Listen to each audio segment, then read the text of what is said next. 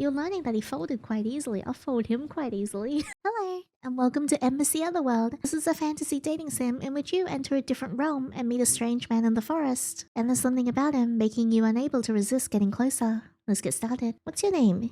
Yandere. Please choose your height. Note that there is a character creator screen later. I'm short. Annoyingly, I wish I was taller. That's okay, size isn't everything. Oh, the backgrounds are so pretty. Man, I love Kazi Cat's games. The hot single vampires in your area game. And the art in that was gorgeous as well. In this world, there is structure. No schedules and deadlines and the never-ending monotony of bureaucracy. Oh man. That's just this world though. You sat at your desk. Paperwork and general work clutter strewn all over the place. People flit frantically from place to place around the office. The buzz of magic was drowned out by more mundane things. The sound of paperwork being shuffled and the undeniable beeping of a malfunctioning printer filled the air, followed by groaning and curses vaguely muttered to no one in particular. You glance at the clock on the far-off wall. 2 p.m. Your workdays would usually last until 8 p.m, but with how chaotic the office has been lately, you anticipated a few long nights ahead at your desk. At least you had coffee. You lifted your coffee mug to your lips. The formerly hot liquid now room temperature. Aw, man. Or not. Quietly got up to go dump it out. Bam. No, my note! A coworker, not looking where they were going, had knocked into you, and you in turn had spilled coffee all over your desk. The coworker hadn't even stopped to apologize. Officially, they are on my shit list. Of course not. No sooner had you cleared an opening on your desk, a notebook was tossed in front of you. Aww. More complaints. No. This was obviously not part of your responsibilities. The notebook was rather disheveled looking. Some pages were barely hanging on. And when you stared at it for a few moments longer, it was clearly damp. You'd have to clean your desk again, you were sure. It gave you the very distinct impression that it would leave an unpleasant odor. Oh, not the soggy. Whoa! Hi, you're on field assignment now. You're so pretty. Congrats on your promotion. His tone suggested that this was anything but a promotion. Now get to it quickly. He snapped his fingers at you. What about my other work? Look. We're just really understaffed right now and it would reflect well on your upcoming performance review. So be a team player, eh? You know, I would do it myself, but I'm already so busy. I don't like you anymore. Who's assigned to be my partner? Like I said, we're very understaffed. You understand? Come on. It's not like you need someone to hold your hand, right? He sneered at his own remark. How dare you! I'm gonna pull that strap right there. Unbuckles it and runs away. Once Percy was seemingly satisfied he'd annoyed you enough, he walked off.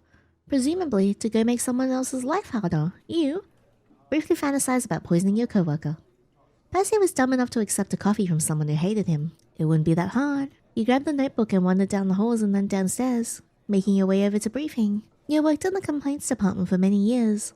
Normally, you wouldn't even have a reason to be on this floor. It was much more well kept at your bustling office space. The murmuring of voices ahead signified your arrival to the right place. You considered whether you should knock, but before you could, the door swung open and a group of people flooded out. Once again, there were no apologies to be heard as you barely managed to step aside this time, narrowly avoiding another collision. You stood there dazed for a moment before a quiet, nervous voice pulled you back to reality. Can I help you? Percy told me to come here. Hand over notebook. She gave a long, drawn-out, exasperated sigh. Of course he would shirk his responsibilities at such an inopportune time. Please come in. A cat! She stepped aside until you were in the room before closing the door. Inside there were several shelves lined with what you knew to be field diaries and assignment records. A desk was placed slightly off-center in the room. Books placed about in orderly piles on the floor all around you. This room at least got more light than your office space, which always seemed just a little too cold to be comfortable. I'm Cammy. I assume this is your first field assignment. You're Yinny from the complaints department, right? Well, I suppose I should give you a quick rundown on how this all works. As I'm sure you're aware, we are several hundred gateways under our supervision here from the human realm. To the abyss where ghouls dwell, we all came here through different gates as well. And since you're coming from complaints, I'm sure you know better than anyone else that not all doors are allowed to remain here. She paused to give you a moment to process before pushing forward. Sometimes the doors are simply unmanageable. For instance, someone opened the door to waste where dragons dwell once. Somehow pushed through and slipped into the human world. I'm sure I needn't tell you how inconvenient that was. You likely got to deal with the paperwork for that. And we got to wrangle a very unhappy dragon. She seemed lost in thought for a second. In essence, some doors can't be allowed to remain here connected. You will venture into the new world that lays beyond this new door. Stay there for 14 days, then write a comprehensive report on your findings. along with a recommendation on whether or not this door should remain. Nod along quietly. How do I let you know if something goes wrong? An enchanted communication pendant. Just keep it on you at all times. I check in with you once every 2 days or so. Well, anyway, you should get changed over there and grab a new journal off the desk, and I'll take you to the door. Okay, no point in delaying it. You were ready to escape the stuffy office air. Yeah, get me out of here. This place sucks. You hope the door you got didn't lead to a world filled with cubicles. Surely the universe wouldn't be that cruel to you, right? Oh, character creator time. Oh, I love character creators. Alright, let's see. What do I want? I like how there's so many, options. There's, freckles as well. And also the vitiligo. That's so pretty. I'm gonna go with this one for now. I usually go with, green eyes. This is pretty, too. I do like the first, sharp eyes quite a bit. Ooh, this one's nice as well. Let's keep this one out. Mouth. Oh, I like these ones. All these ones. And there's so many good options. Let's see. Clothes. Oh, that's cute. And something a little bit simpler. I mean, this is adorable. Hair. I'll do black hair. Is there one that's just, long and straight? I mean, this one would do as well in a pinch. Oh, this is pretty too.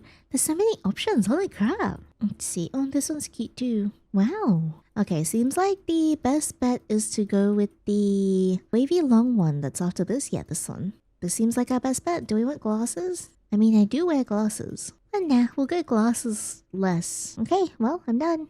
You trail Cammy through long hallways, all filled with different unique doors. That's number 00213. There are aliens and spaceships there. Oh, and that's 00201. That whole world is like a never-ending wheat field. That sounds nice. Finally, Cammy came to a stop. This is 00300, your assignment. She smiled at you. Don't worry, I don't feel any bad energy coming from this one. And Percy probably didn't either. Or else he wouldn't have passed it off to you. He's a bit of a slacker, but he wouldn't make you do anything too dangerous. You weren't too sure about that, but Cammy seemed to believe it. Yeah, I don't know, I feel like Percy would sell me for a single donut. Okay, are you ready? Heck yeah! You could feel the anticipation and curiosity buzzing through you. Your mind was whirling with all manner of fantastical and magical possibilities. That's the spirit. Cammy slowly eased the door open, revealing a dense forest beyond. You could smell the familiar scent of freshly fallen leaves, a staple back in the elven realm. Most notable, though, was the smell of fresh air. Embassy air had a very dusty quality to it, so that you were never really quite breathing comfortably. I'll check in with you tonight, okay? Make sure you're set up and okay. Good luck out there. As you step through the door, you feel a warm, tingling sensation. There's a sharp ringing in your ears and your vision went entirely foggy. Day 0. After a moment, the ringing subsided, replaced by the cacophony of birds chirping. A gentle breeze brushes past you, softly rustling the leaves overhead. As your vision crept back, you could begin to make out the thicket of trees surrounding you. Turning around, the door you just stepped on was now gone, leaving you alone in the forest. There was a strange sizzling in the air as the magic from the embassy intermingled with the new place. For a moment, you felt like you were about to be sick. To your relief, at least, there were no cubicles in sight. You lean against the tree as you regain your composure. You weren't sure if this was better or worse than you had expected. I mean, it's really not that bad. I'd rather be out here than in my, shitey office. Instinctively, you clutch the enchanted communication charm around your neck. Finally. At least finally I can, go out and touch grass and get paid for it. It was important to remember this location. The door wouldn't be visible again until it was open from the other side. You look around the forest. The sun above the trees is already high in the sky.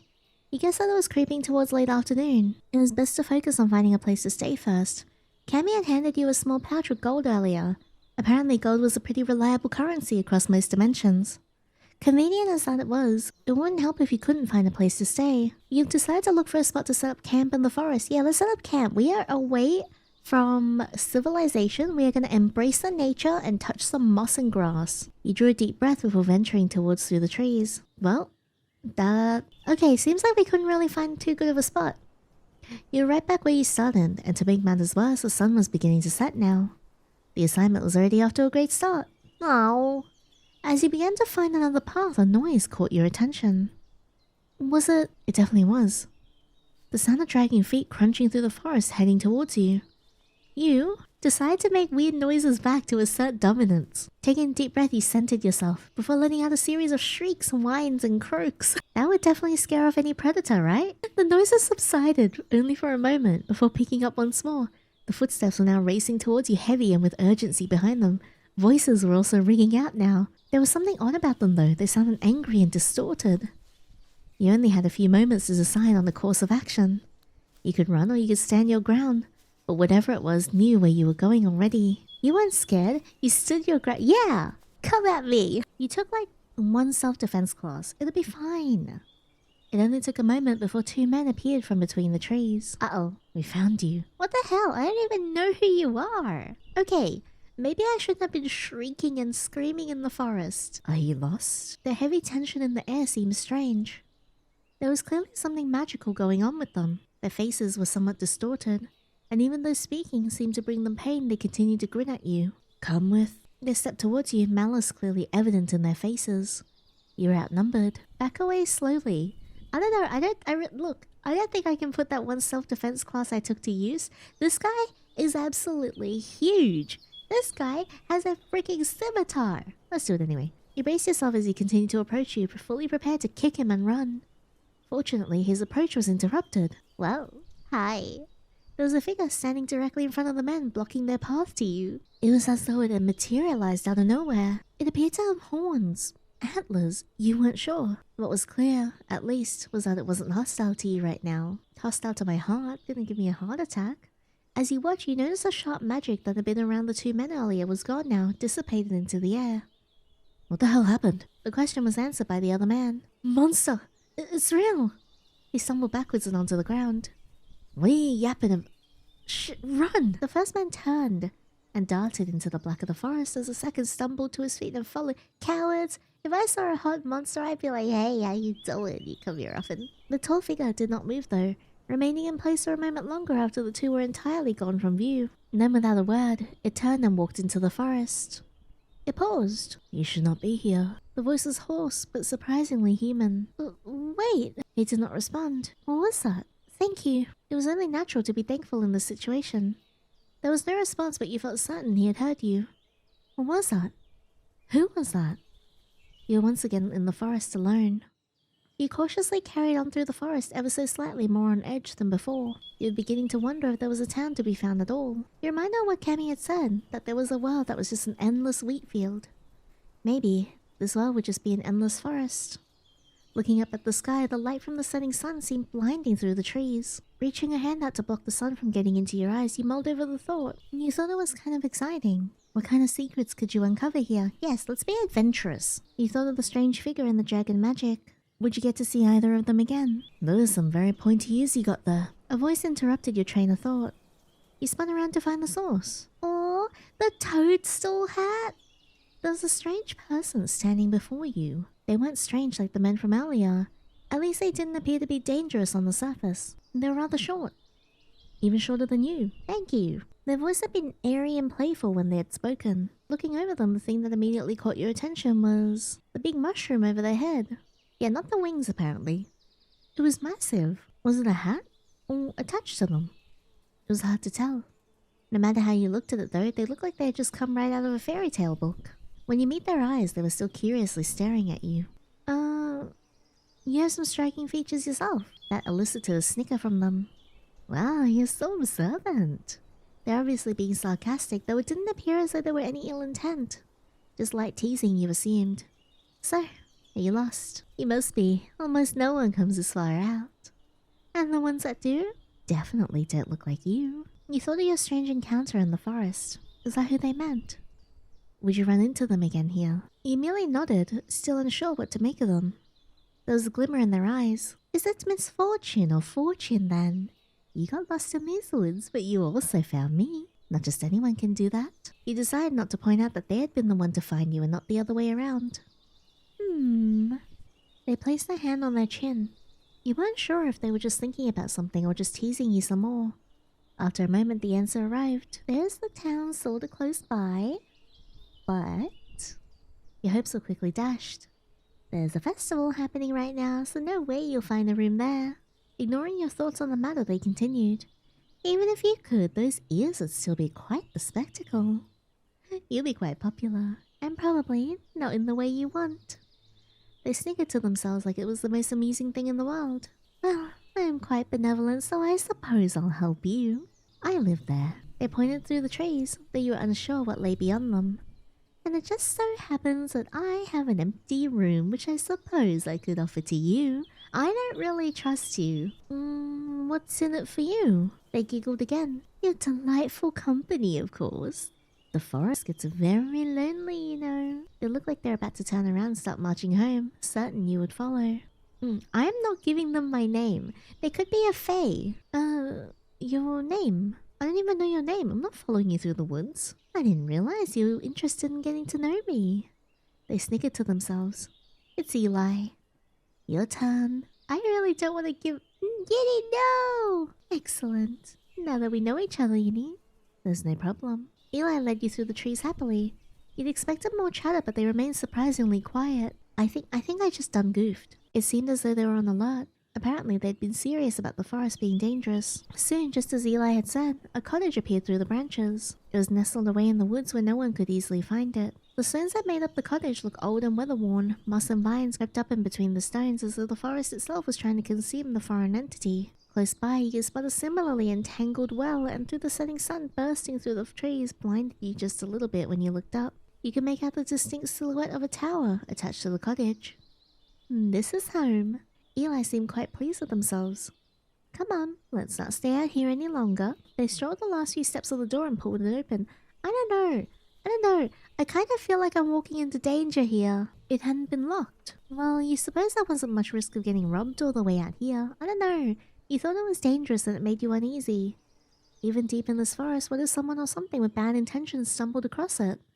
Eli didn't look like they could put up much of a fight. The several years behind a desk certainly hadn't made you much of a fighter either. You reluctantly followed them inside.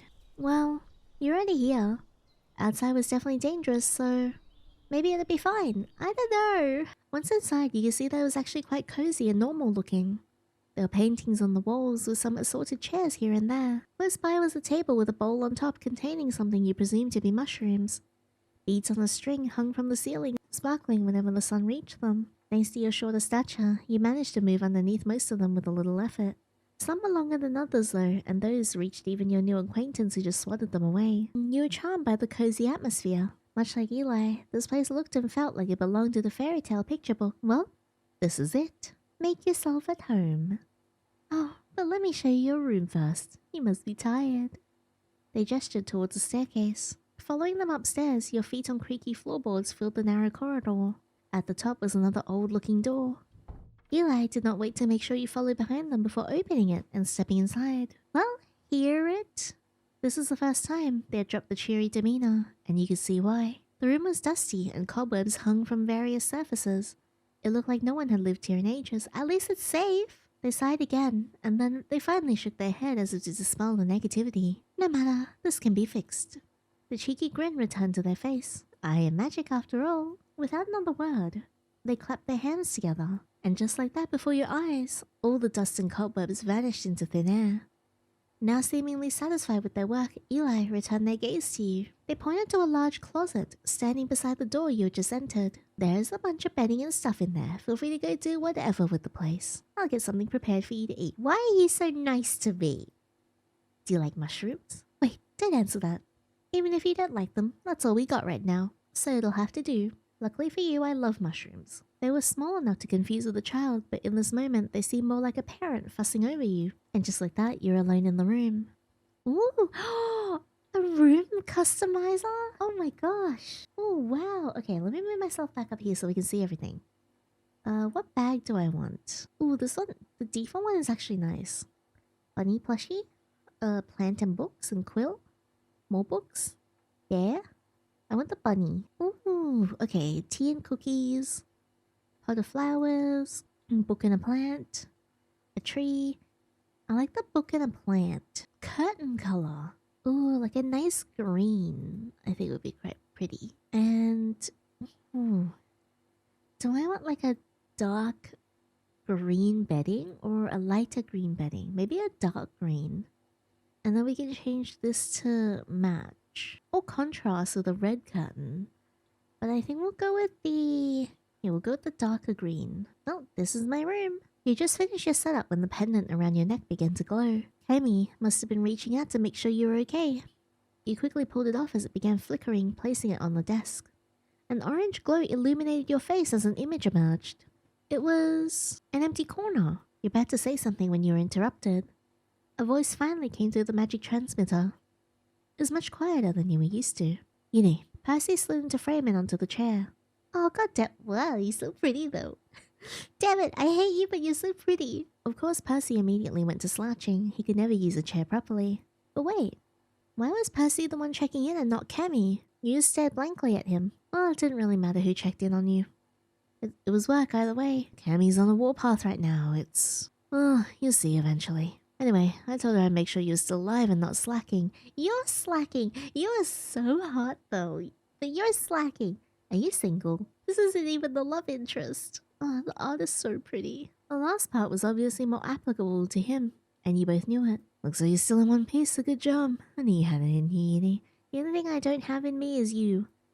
That was suspiciously nice of him. Well, that's my job done. Done? He didn't even ask you a single question. Oh, that's why he was being nice, so he could get this over faster. Keep up the great work. Okay, bye. He really cut off the transmission just like that. You gave the pendant a light shake, but it was back to being just a regular pendant. He hadn't even given you a chance to get a word in edgewise. Percy was just being Percy. You learned not to question it. That's true. I'm not gonna let some cute man bother me. He must be good for something since he kept his job all the time. Management and their judgment were truly an unfathomable mystery, so it was better to just accept it while you were ahead. You slipped the pendant back on around your neck. Day 1. Morning sunlight trickled through the trees, warming the places it touched on your skin. It wasn't an excessive heat, more like a gentle one. If he could ever be described as gentle. Only a few moments ago the dark hours of morning had faded into dawn. You'd awoken before the sun came up, startled out of your slumber by the sound of Eli getting ensnared in the beads they had presumably put up themselves. Upon going downstairs, they had informed you that they would be busy for most of the day. No explanation on what they'd be doing had been given, and they didn't seem willing to elaborate. They'd assured you, however, that the forest to the west was mostly safe during the morning, and early afternoon as long as you stuck to the river and returned before the sky turned orange. Now you're standing outside the cottage, a journal in hand, and you're excited to learn more about the forest. Maybe today you could uncover more clues about the strange encounter you had and the day before, or you could discover something brand new. It was still too early to say whether things were good and bad, you just knew what they were. For right now, that was enough. You had 14 days to figure it out, and you planned to enjoy the fresh air as much as possible. All there was to do today for work was take some notes and make some sketches. The notes are nothing new, you work with paperwork after all. As for the sketches, you're pretty good at drawing. It'd be easy. There wasn't anything difficult in these tasks. As soon as you stood outside the cottage, a moment passed and you could no longer delay. It was time to start the day. For today, you planned to return where you had encountered the strange figure to investigate. Yeah! Gazing up at the intertwining tree branches above, your mind whirled with the events of the previous day. You had stumbled upon a mystery, and now the only question was whether you could unravel it. You felt a surge of confidence. You liked your chances. With a renewed sense of determination and spring in your step, you headed back to the forest. It didn't take long for you to begin questioning your decision. The trip was troublesome and much longer than you had recalled. Yesterday you'd been so overwhelmed that you hadn't really taken note much when Eli had guided you the rest of the way. You suspected without a guide you were probably taking the long way. Actually, you hoped it was the long way and not the wrong way entirely. Yeah, I sure hope not. What if I die in the forest? You passed plenty of forest, a field, and then more forest. After hours of navigating the forest, you finally stumbled upon the area where you encountered the men yesterday. Your fears of being lost were put to ease for the time being. Now you began your search for clues, even though you weren't quite sure what you were looking for. Before your search commenced, you quickly scribbled down this location in your notebook. The door was around here somewhere, even though it wasn't visible to you right now. With that done, you returned to the task at hand, finding clues about yesterday's events. You reassured yourself that you'd know when you saw it, and it didn't take long to see it. Footprints in the muddy soil partially covered by leaves. You trailed the prints cautious as to not step on them. They seemed like normal footprints, 2 sets of them. That stood out to you. There should be 3 sets, but all that remained were the tracks left by the 2 men frantically making their escape. You were eager to learn more about this. Your mind just instinctively connected the lack of footprints with ghost stories you heard. Was the forest haunted? Was that the danger in the forest? There were plenty of possibilities, and the only way to find out was to keep looking around. You were snapped out of your thoughts by the sound of crunching leaves coming from somewhere among the trees. The sound was getting closer. You were getting a sense of déjà vu. Wasn't this too similar to yesterday's events? You grabbed the stick on the ground as a makeshift weapon. The stick was sturdy and had some weight to it. It would do well as an improvised weapon. A moment passed and you were face to face with the strange figure from the day before. Hi, you come here often? Well, no, not face to face. Face to chest. Wow, even better. What size bra do you wear? They were much taller than you. Well, up close, you could tell that the strange face was actually a wooden mask. warm brown hair wrapped around the sides of it, fluttering a little in the breeze. Wow, his hands look big. I don't know what else is big. The majority of the figure's silhouette was wrapped up in a cloak that had so much foliage in it that you wondered if the whole thing was organic somehow. Whoever was beneath all that came to a halt the moment you were in front of them. From the subtle tilt of his head, you could tell his gaze had gone to the stick you were holding. That would not help against anything in the forest. Well, how would you have known that? Oh, he said quietly, dropping the stick. What would help then? It's getting late. His tone was surprisingly gentle. He looked up at the sky. It was already past midday. He had spent too much time finding this place. A seeping sense of dread was beginning to grow inside you. I hope he grows inside me, if you know what I mean. Would the trip back to the cottage be as turbulent as the one you took to get here? If it was, then you'd be traversing the forest in the dark. A voice interrupted your spiraling. I'll guide you back. Whoa. It seems he could tell what you were worrying about. Exhausted from the several hours of walking and in sad acceptance of several more that lay ahead, you simply nodded. You wanted to learn more about the forest and the strange magic from before.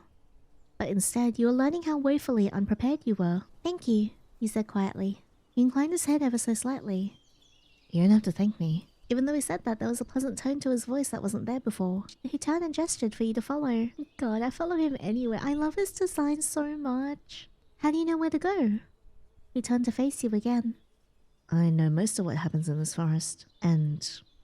He paused, as though searching for the right words. You don't look like the people from town. He began walking again before you could continue this line of questioning. Glancing down as you followed him, you noticed that he was, in fact, leaving footprints. Perhaps the elements had only wiped one set of footprints. That doesn't make sense. My name is Fern. I believe this is customary information to give to new people. You smiled brightly back at him. I'm Yandere. You could have sworn he straightened up more, as though he had not expected such a positive response. Yandere, I'll remember. What? The silence dragged on as you two walked quietly through the forest.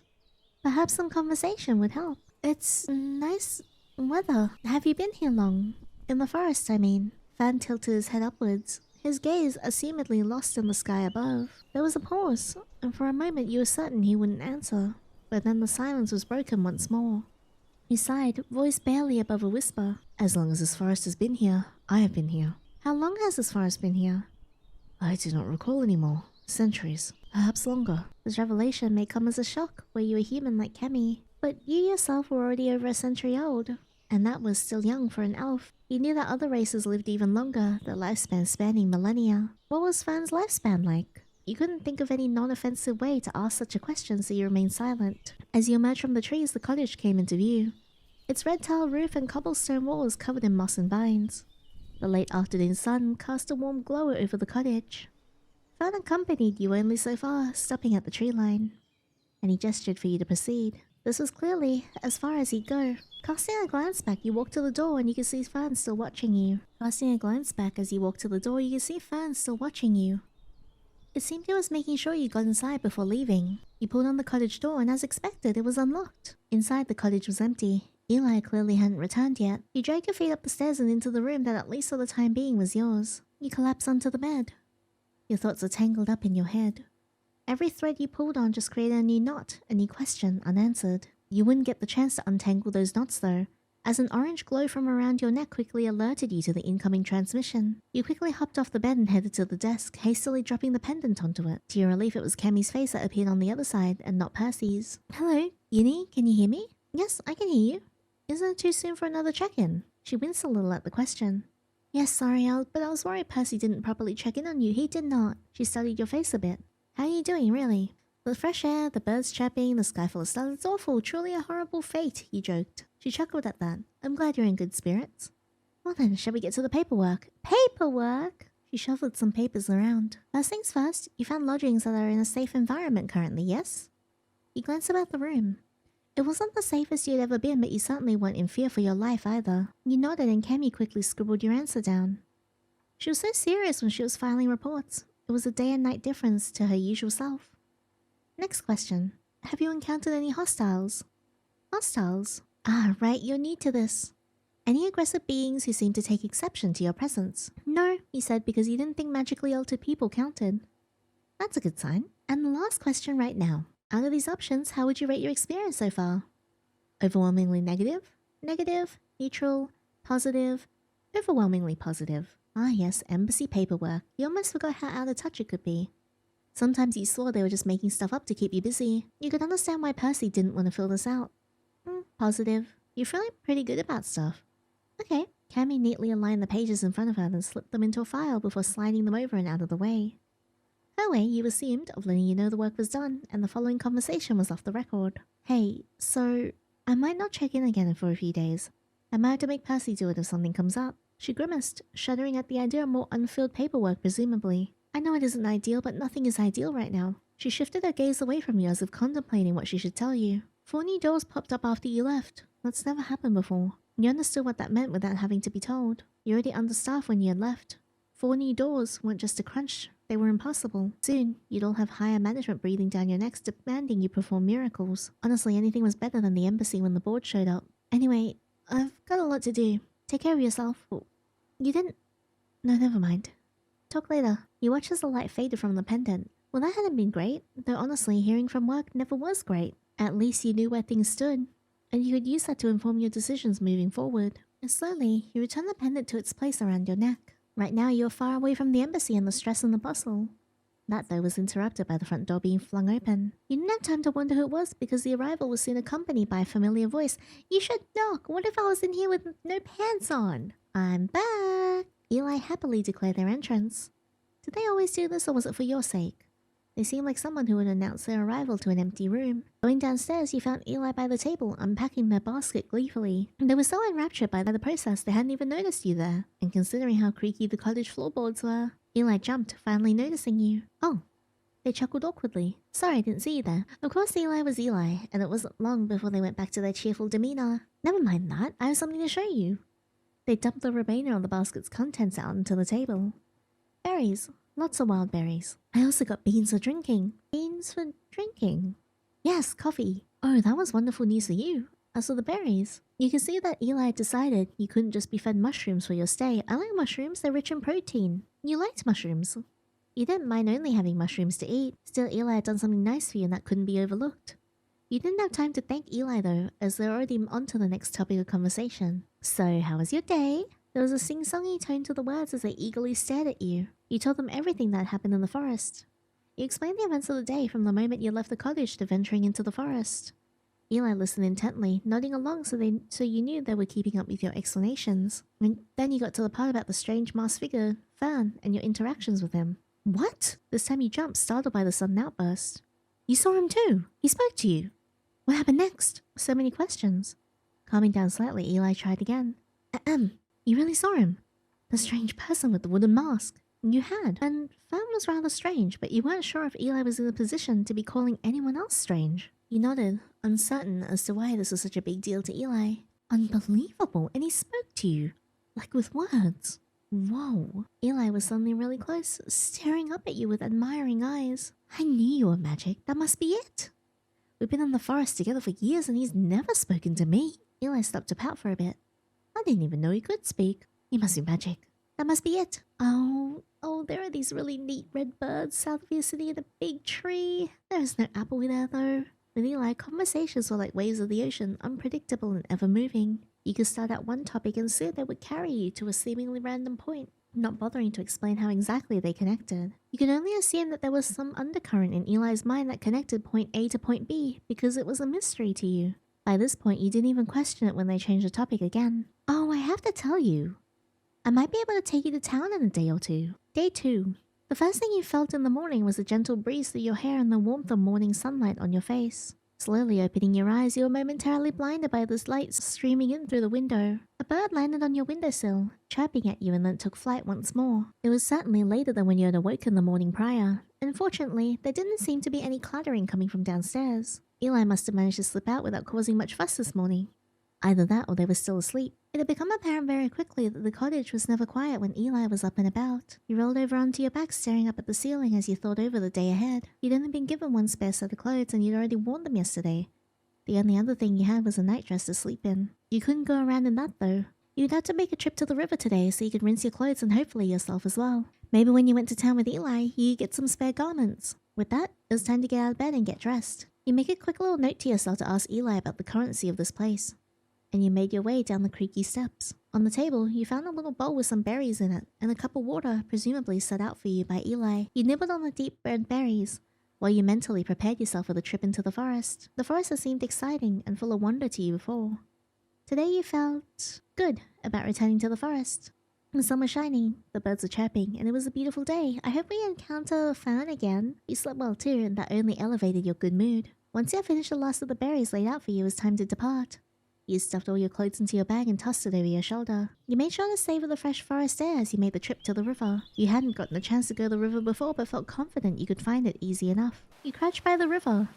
The water glittered and sparkled as it flowed, dancing in and out of the light, making its way through the trees and onto the water's surface. Though the sunlight bathed it in a warm hue, the water itself was cool to the touch. It wasn't an unpleasant coldness. In fact, it was rather soothing. However, you imagine it would be much less soothing were you to submerge yourself in it. Nevertheless, it could not be avoided. Whilst the cottage had a well and a basin you could use for rinsing yourself. It was rather small and would require multiple trips to the well and back had you attempted to wash your clothes like that. It seemed much less work that way. Pulling off your shoes, you dipped your feet into the water, pulling your bag closer. The movement of the river felt almost like a massage around your ankles. That was nice. It also meant you'd have to keep a careful hold of your laundry or it would be pulled away by the flow. Who knows where it'd end up. To avoid that, you only washed one piece at a time, getting up and hanging them on branches one by one, until you were finished. They wouldn't take long to dry with the warm breeze pushing through the trees. While you took a dip in the crystalline water, you could always wash your second set of clothes. You kept your undergarments on just in case. And it was a good thing you had because your attention was soon drawn to tiny rapid footsteps. Something small and fuzzy dashed out from the bushes and trees and directly at you. It was a cat. It had soft cream fur, pale green eyes, and regarded you with the judgmental gaze only a cat could muster. It sat down on the stone by the riverside for a moment. Then it got up and dashed back into the forest. A glint of something caught your eye. Right where an animal had been a moment before, there was now something small and shiny. You moved closer to inspect it. Was it a hair charm? Just then more rustling from the forest, but it wasn't an animal that stepped out from the brush this time, but a familiar masked individual. Fern! He froze in his tracks as he noticed you. He wasn't wearing his foliage-covered cloak at this moment. He looked surprisingly normal aside from the mask. You had to wonder if he ever took it off. It couldn't be very comfortable. When he didn't move after a moment, a realization dawned on you. You looked down at yourself and then up at him. He started to say something but went quiet again. Was he feeling awkward? You decided to teasingly flirt with him. Yeah, let's do that. Like what you see? Wow, he's speechless. Then he quickly turned away. My apologies. I was distracted and didn't notice anyone else was here. I lost something and was looking for it. Him explaining himself with no prompting seemed to confirm his discomfort. What could he have lost though? Then you remember the charm on the stone beside the river, the one the cat had left.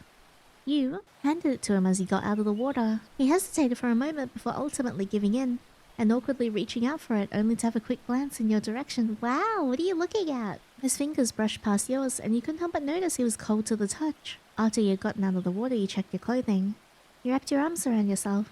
Your clothes are almost dry, but the breeze didn't feel so warm anymore. The only saving grace to mitigate the discomfort of the situation was that Fern was completely distracted placing the hair charm back where it belonged. His hair wasn't long except for the one singular braid he put the charm on. There was an air of relief about him as he fiddled with it for a moment.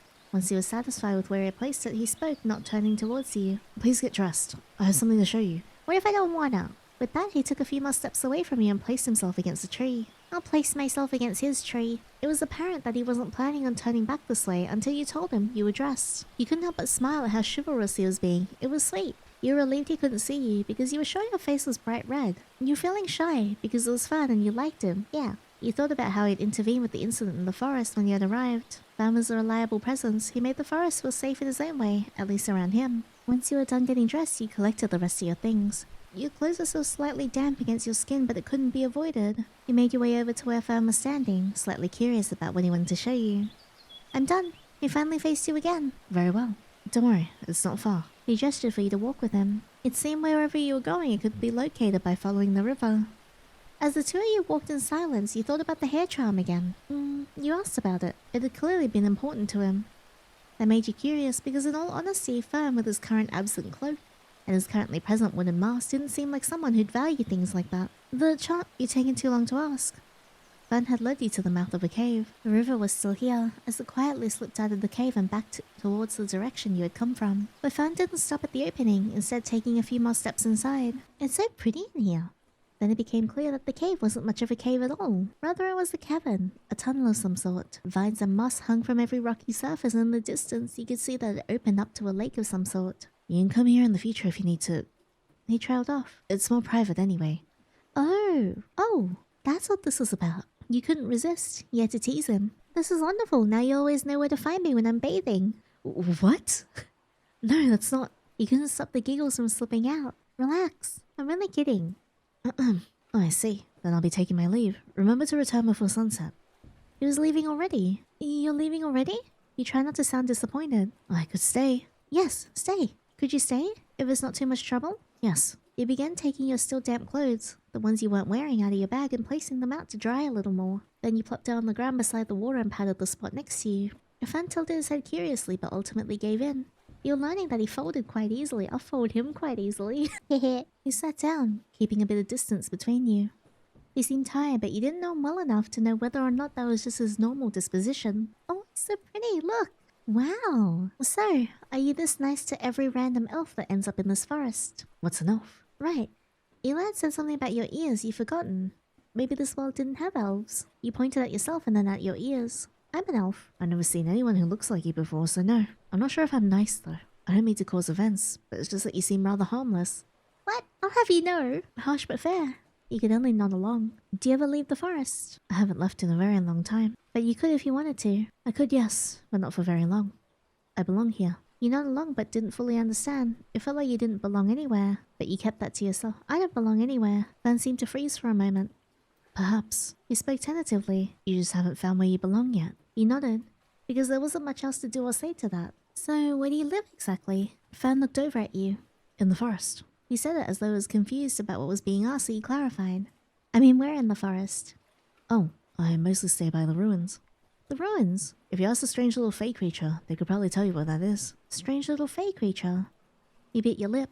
He was definitely talking about Eli. You silently waited for him to say something. How'd you come to be in this forest? The question surprised you. I'm here for work. Well, it wasn't really a lie, that you were certainly omitting a lot. The circ of yours, they sent you to this place by yourself. It's not so bad here. You'd have a much stricter schedule had someone else come along. You didn't say anything further, instead letting your focus drift to the water and the surroundings. After a while, you two lapsed into a comfortable silence as you watched the water. Glancing over at Fern, your eyes caught onto the single braid with the charm. His head turned to look at you in that moment, catching your gaze. Because I don't like my hair long. To your surprise, it seemed he was going to explain on his own. The charm was a gift, so I keep the one in the braid in order to use it. Thank you for finding it. It's important to me. You were left speechless for a moment. His voice was barely above a whisper, but there was so much warmth in it that you couldn't help but be dazzled. The person who gave it to you. You trailed off, unsure how to finish the question. Nevertheless, he understood. She's gone. Your heart sank. I'm sorry. It's alright. It has been... He let out a breath. A century, maybe more. It was merely nature running its course. You understood without him having to elaborate further. Not everyone had multi-century lifespans. For those who did, it was a constant balancing act. You couldn't care too deeply because that would be a horribly traumatic existence. You couldn't not care at all though, because that would be a joyless and empty life. The balance was in the middle somewhere. A place of acceptance. You scooted a little closer, just enough that you could rest a hand on his shoulder. I understand. It was all the comfort you could offer. It must be so lonely though. That's like the sad thing about like people with longer lifespans and everything as well, because you're always just left alone. He didn't pull away from you, instead patting your head lightly. Thank you. Eventually, as minutes turned to hours and the sun made its way across the sky, your clothing dried, and it was time to return home. Fern had taken you halfway before he had to leave. You weren't sure how it had happened, but somehow, as you traveled the rest of the way to the cottage, you began to feel something you hadn't felt in a long time. You felt alone. That night, a storm began to brew. When you opened your eyes in the morning, there wasn't the warmth of sunlight, but rather a humidity accompanied by the pattering of rain. The air smelled of wet and of soil. The scent brought to mind a certain masked figure who dwelled in the woods, and he smelled like rain too. Though you were uncertain how a person could still smell like rain. You weren't given much chance to dwell on that, however, since you had a more pressing matter to think on. Today was meant to be the day Eli took you to town. Ooh, I'm excited. Would that be pushed back now? As you reached the bottom of the stairs, you noticed Eli waist deep in a chest, seemingly searching for something. Mushroom Hat noticeably absent. No time was given for any inquiries, while Eli yanked something out of the chest with a triumphant. They turned to look at you, smiling excitedly. Look, they handed you something. It's a cloak. I knew I had one that was too long for me. It'll keep you dry and keep those ears hidden. It's rather old though, so it'd be best to get you a new one in town. Well, it seemed you'd be going to town today after all. You were relieved to still be going. You were nervous about the rain. You were excited to go out in the rain. You hadn't felt the rain in many years. So many years, in fact, that you imagined it would feel like a brand new experience. You couldn't wait to find out. The rain came down steadily as you followed Eli through the woods. Don't worry. It'll stop by the time we reach town. You were skeptical about that, looking up at the thick grey clouds looming over the forest. Eli was right about the cloak being old.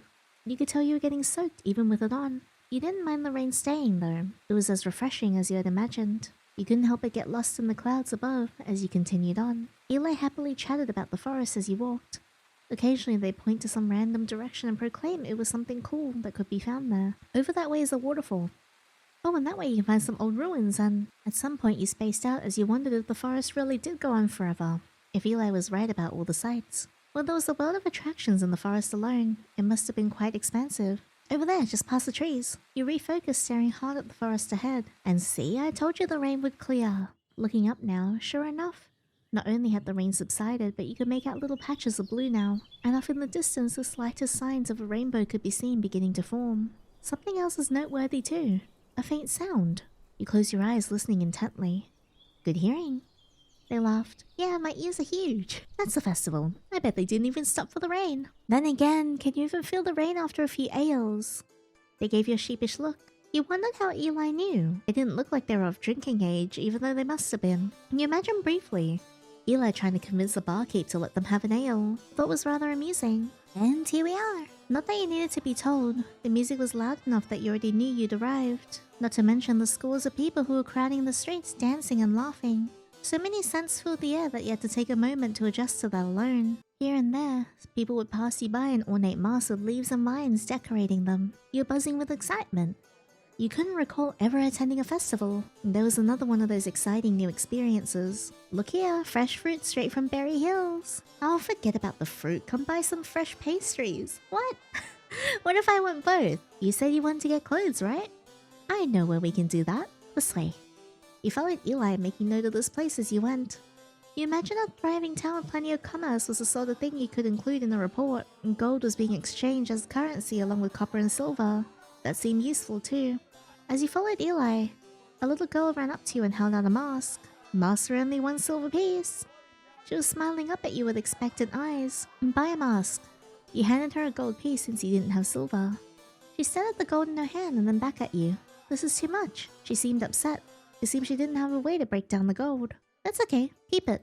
You gently plucked the mask from her hand. It has a surprisingly smooth texture for wood, with fine carvings of leaves, and there was even some wooden beads dangling from it. The little girl smiled at you again and handed you a second mask.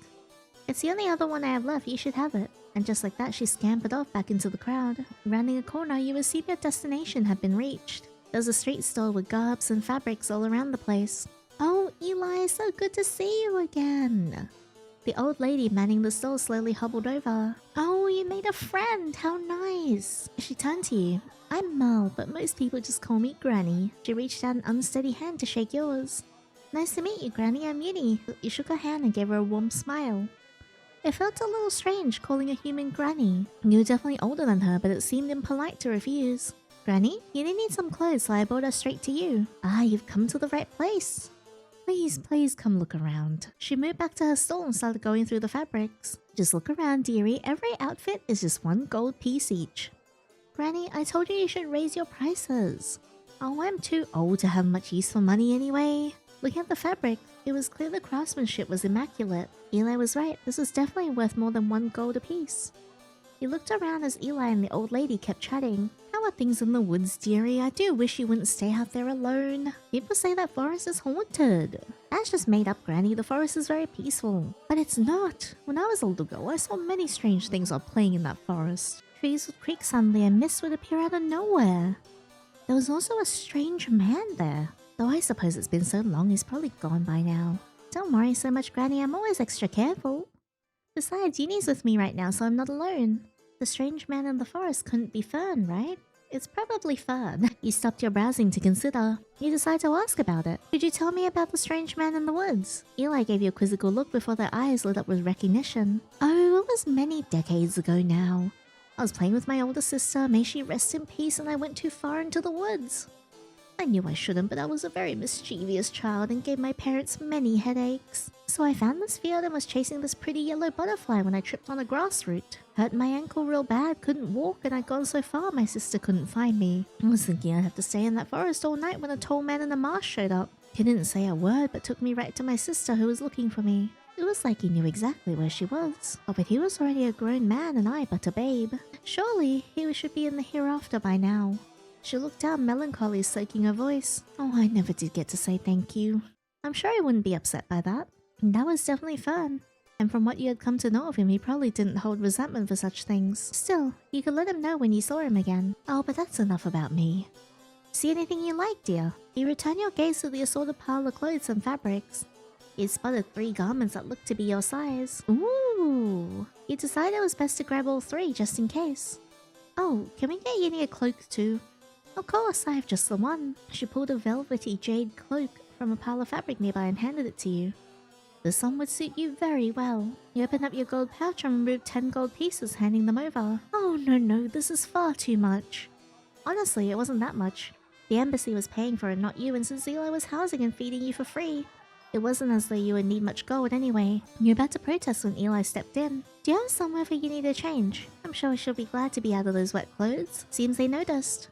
Yes, of course, right behind that curtain. Once you're changed into your new clothes and cloak, you set off into the crowd once more. Eli took you all around town, pointing at different buildings and vendors and explaining what everything was. Honestly, everyone seems really nice here.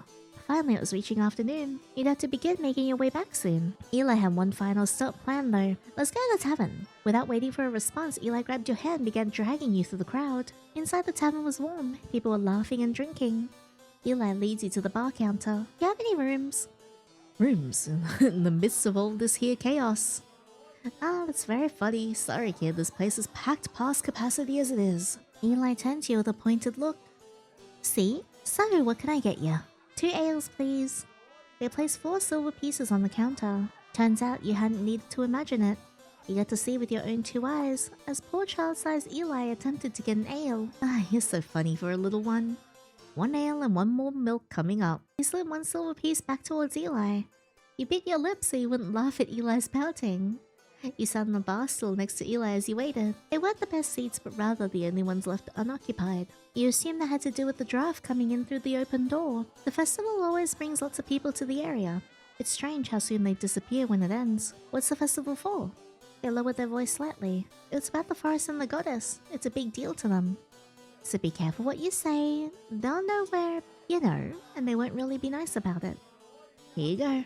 You placed the drinks in front of you and Eli and walked off to go speak to a new person who had just come in. You glanced at your ale.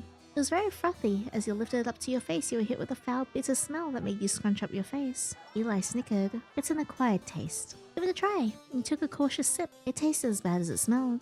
Like grass in liquid form. Ew! You weren't sure what you were expecting. You placed it on the counter in front of you. Eli pushed their warm milk towards you so you could clear the taste from your mouth. Then with a giggle they snatched up the ale. You instinctively looked around to see if anyone noticed, but fortunately, everyone seemed to be preoccupied by a group of men huddled around the table by the fire. They seemed to be watching some sort of arm wrestling match. Stuff like this always happens here. People put their money on who they think will win. Isn't that neat? Eli, you shouldn't gamble. They giggled again. You're right, I'm so lucky it's unfair to everyone else. You were engrossed in the atmosphere of the tavern, and before you knew it, the sky outside began to yellow. Eli let you know that the 2 of you were late and that you should leave. You nervously glanced up at the sky. It was going to be dark before you made it to the cottage. Don't worry, it's fine. Uh-oh. They seemed drunk. You weren't so sure about this, but they were quick to remind you that there wasn't anywhere else to stay in town. If we hurry, we can make it. I know a shortcut. It's a secret, so don't tell anyone, okay? They happily marched off, not giving you any time to argue. You gave the sky a quick glance. Or maybe you could make it. It had only been 20 minutes of walking when the forest went dark. You hadn't accounted for the rain returning. Thick black clouds had smothered whatever light that was left in the sky above. Like a blanket had been thrown over the forest. You were beginning to have trouble seeing. Eli, let's just go back to town. You're only 20 minutes into this walk. Surely you can make it back to town. There was no response, just the sound of rain coming down on you. You strained your eyes to look around. Nothing. Rather, you couldn't see anything. You were entirely enveloped in darkness. Eli! Eli! No response. Panic was starting to set in. This is bad. You had turned around so much in your search for Eli that it was now hard to even tell which direction. you had even come from. Stay where you are or try and find your way back to town. Try and find my way back to town. You steady yourself before taking the first step. One foot in front of the other, you repeated to yourself. Your attempts to stay calm were disrupted by something brushing past your ankle. You jumped instinctively. Suddenly, you felt a shove on your back before you tumbled to the ground. You swung your head around to see what had pushed you, but there was nothing. You could make out the cracking of hostile magic close by. This was really bad. You thought of Fern in that moment. He would know what to do in this situation. Fern! Are you there? It was a long shot, but you were desperate and limited on options. It was as though the world was spinning around you, and somewhere behind you was a snarling. It didn't sound like a beast, though. It had a quality to it that made you think it was coming from a person. You could pinpoint the noise, but no matter how hard you looked, there was nothing there. You were certain this was the end for you. Stupid Percy. You'd definitely find him and haunt him. You okay? You snapped out of it by a familiar voice somewhere in the distance. You look up towards the voice that had pulled you back to reality. Oh, look at him. I love him. Among the trees, you could vaguely make out a person in a wooden mask. Are you okay? Can you stand? He quickly approached you. He didn't seem to be wearing his cloak, and a fern marking that wrapped around his arm seemed to be glowing. Fern! You fought back tears. You were so happy to see him. Oh my god, I love him. He's so cute. Man, I know we love yanderes on this channel, but ultimately I am soft for a green flag man. Come on, you can't stay out there in the rain. He pulled you up onto your feet with very little effort. Fern kept a steady grip on your hand while guiding you through the forest. After only a short while, he brought you to the mouth of a small cave, vines nearly obscuring it entirely. Inside was a fire, already burning, illuminating the entire cave in a warm orange hue. Nearby was Fern's cloak resting on a rock. Take off your cloak. You use mine while yours dries. The moment you took off your cloak, Fern got to work wringing the water out of it and setting it by the fire. You looked around the cave. It was small for a man as tall as Fern. He must have understood from the look on your face because he answered the question you hadn't asked yet. This is not where I usually stay. I'm usually by the ruins. I remember you mentioning that. People are constantly wandering into the woods lately. It has been tiring. You decided to ignore the pointed insinuation, knowing full well that you were also a person who had wandered into the woods. It must be because of the festival. Festival? Ah. He sat down across from you on the other side of the fire. That would explain it. Mel wanted to thank you. She's an old lady I met at the market today. She said you carried her to her sister when she got hurt in the forest as a little kid. Fern nodded along to your explaining. I see. Thank you for telling me. The warmth of the fire made you feel better. Unfortunately, the wind was rather unforgiving. Every time it picked up, it would whip into the cave and chill you. You inched closer to the fire, pulling Fern's cloak tighter around you. Come to this side. He gestured to a spot beside him. You were too cold to even hesitate, quickly moving over towards him. You sat beside him. He indeed was a very effective windshield. And she cold. I don't get cold. Now that he mentioned it, you could tell that he was in fact very relaxed for how cold it was. Why the fire then? Light. You sat in silence by the fire for a while. You could feel yourself becoming sleepy. Glancing over at Fern, you wonder if he slept. If he did he keep the mask on? Does the mask stay on during sex? Do you ever take off that mask? I can take it off if that's what you're asking. Then I do not like taking it off. It is uncomfortable. Why? You laid down, wondering if you'd be able to sleep on the hard cave floor. The answer came sooner than expected, though, as you drifted off to sleep. During the night, you felt Fern place your cloak over you as well. It must have dried. Before you knew it, morning had arrived, and somehow, without knowing how it happened, you found yourself waking up, nestled up against Fern. Aww. The sound of birds singing soon roused you from your sleep. Is that his? Oh, look at him. That's so cute. That kind of looks like his cloak, actually. Groggily, you open your eyes as your focus drifted around you. You're outside, in a cave. Right. You had been saved by Fern the day before. Fern, you're suddenly keenly aware of his presence.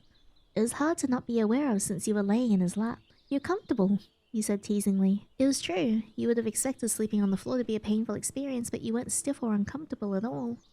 Thank you? He did not sound sure. You clearly flustered him entirely. With a light laugh, you finally sat up. You're welcome. You stretched your arms above your head as you gathered your bearings for the day. You couldn't tell for sure, but you felt as though Fern was watching you intently. That suspicion was confirmed when he immediately looked away as soon as you glanced over at him. If you want, I can walk you back to the cottage. Not that the forest is unsafe right now. I like that.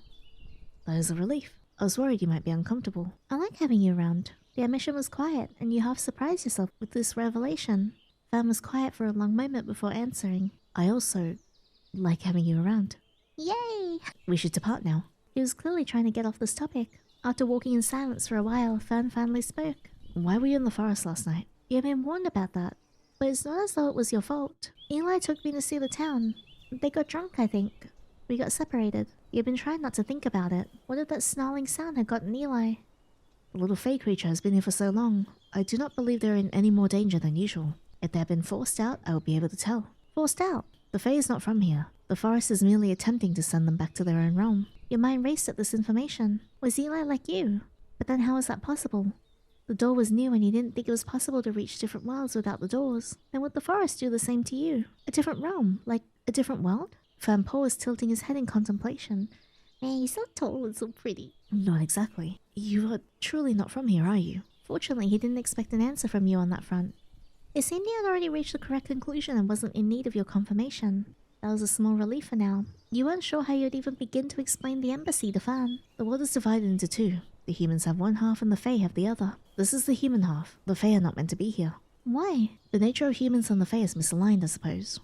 At least they appear to be so. You took mental note of that detail. It'd be useful to include in your report. As soon as you thought about your report, your mood changed. You'd almost forgotten about work. But that was all you had come here to do. And soon, you would have to leave. Soon you were standing outside the cottage bracing yourself for what? You weren't entirely sure yet. You reached to open the door when Eli flung it open. Yinny! I'm so glad you're okay. Where'd you go? No wait, are you hurt anywhere? How are you feeling? They took a deep breath. Come inside first. Eli fussed about you so much. Getting you coffee and berries and checking you over for injuries that it was impossible to get a word in edgewise. Finally, after several reassurances from you that you were in fact fine, did they stop and sit down. About last night, I really didn't mean to disappear like that. The forest wanted to push you out. How'd you... No, it doesn't matter, it's true. The forest sees me as something that shouldn't be here, because I'm Fae and this is not a place I should be. It's usually fine though, no problem at all. They quickly interjected, clearly not wanting you to feel bad. But I was a little distracted yesterday. Before you say, it's not the ale. I was just really happy, because I've been here alone for a while and yesterday I got to go out with another person. And that was really neat, so I've got to be careful just a little bit, but it definitely won't happen again. They hung their shoulders. I'm really sorry. Soon you found yourself tiredly staring at your so-called field journal. You sat by the desk in your room. After all the excitement, you had to return to doing the boring stuff. You had to note down what you had learned from the town.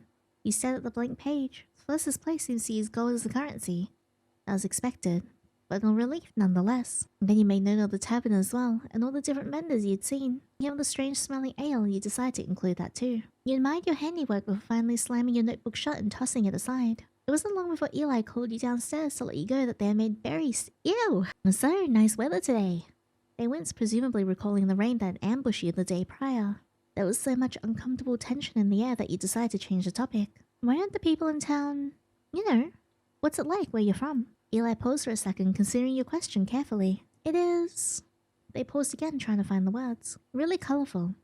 There's a forest there too, but the leaves are all pink and blue. And the ground is a bright orange, and there are butterflies everywhere. But not everything is great there. Everyone wants something from you. It's too much. You wondered if that was why Eli left. The festival will end soon. The forest will settle down again then. You considered this. What would that look like? You wondered. Come to think of it, I never explained the festival to you. They are celebrating the birth of the forest, you know, and mourning the death of their goddess. A dead goddess? Yes. The story goes that once the humans and Faes were at odds, the humans will tell you that the Fae were evil. They rolled their eyes. They were really just too free for the people here. Anyway, there was a war, no one was winning, and to resolve it the goddess died, and apparently the forest grew where she died. The forest separates the humans and the Fae and is supposed to keep us out. Not very effectively, but the humans believe it's some magical barrier. They giggled at that. It's why they avoid the forest so much. They're so scared of everything. It's too boring to live like that, but whatever. They're wasting their own lives. Anyway, that's why the festival exists. It's more of a fun story how they tell it, but you know, I can't really be like, hello stranger I just met. And don't know, please explain your history to me. You smiled to yourself. Eli was child-shaped. They could probably do that and be fine, but you kept that thought to yourself. You, on the other hand, definitely couldn't pry like that. But this was important information. The people were hostile towards magic, and the thought that establishing the embassy here would be a problem. The mentions of a war had also not slipped by you. If you approved this place and started a war, you might ruin your whole career in Percy and Cammy's too. You wondered if the Fae might perhaps be more receptive. So if, say, a new group of people with magic popped up, a new group? That would be fun, but I don't know if the humans could handle that. They would freak out probably. That night you lay in bed considering all you had learned. The events of the day before were also beginning to settle in. You were uncertain about many things. One thing was clear at last, you needed to ask Fern more questions about this place. Day 5. You placed your hands on your hips and drew in a deep breath. You'd spent the better part of the morning searching for Fern to no avail. Now that you considered it, he was always the one finding you. You recalled Eli mentioning ruins to you. Fern said he lived there usually, and it was a place you hadn't seen yet. You nodded to yourself. It was probably a good place to continue your search. Recalling as best as you could where Eli said the ruins were, you carefully made your way over. You kept a cautious pace as you went, staying focused as you scanned the forest around you. You didn't know what to expect. How densely covered would the ruins be? Perhaps they would be smothered in leaves. That would make things difficult. Your worries were naught though, as you soon spotted something that was neither tree nor leaf nor stone. Well, actually it was stone. But not the natural, all over the forest kind of stone. You crept towards it. Your breath held, your steps as light as you could make them. Plants and foliage covered the decrepit remains of a structure barely recognizable beneath. They hung over crumbling walls like tapestries, slinking around columns like party decor. It was hard not to feel somewhat wistful at the sight. Beneath the drapery of leaves and vines, you could spot spiral etchings on the stones comprising the walls. There didn't seem to be a consistent pattern to them. They were simply spirals. Square spirals. But you assumed that was just because the straight lines might be easier to carve into stone. You trailed your eyes across the walls into the end, where you could see a doorway. What lay beyond it was uncertain. The sunlight came down at such an angle that it made it impossible to see any further without getting closer. Man, everything here is just very pretty. Although I will say MC is much braver than I am though, because if I had to go into ruins like that, I think I would shit my pants. Cautiously, you lifted one foot, and then the other onto the cracked stone floor. It was surprisingly stable. But more than that, something else suddenly drew all your attention. The very distinct smell of rain. You glanced up at the sky instinctively, but no, there was not a single cloud in sight beyond the canopy of branches overhead. The scent must have come from the doorway ahead of you. You're about to investigate when the pendant around your neck began to emit light. Oh no, not now. You quickly covered it with your hand and as quietly as possible backed out of the area you were in. Once you had made it half a ways away, you removed the pendant and placed it on the large stone on the ground. Hello? Oh, he's gorgeous. Percy. Suppressing the urge to roll your eyes, you answered. Percy, this better be urgent. It is actually. He inhaled dramatically and fixed you in his gaze. Cammy insisted I tell you we could use you back here. What? You didn't understand. Were you being told to go back? Look, I get that it's my fault you're not here, but how could I have predicted this? He ran a hand through his hair. I'm sure Cammy told you, but the suits are here. He rolled his eyes as he said it. If one thing was consistent about Percy, it was his blatant disregard for structure. Same! I feel like we'd get along, Percy. We've got too many doors popping up, placing too much strain on the Otherworld. So everyone's scrambling to decide which doors to seal off. Unless you found something majorly useful, like a city made of gold or a unicorn that produces diamonds, that door is going to be sealed. You paused to think about this for a second. I won't be returning yet. You stubbornly crossed your arms.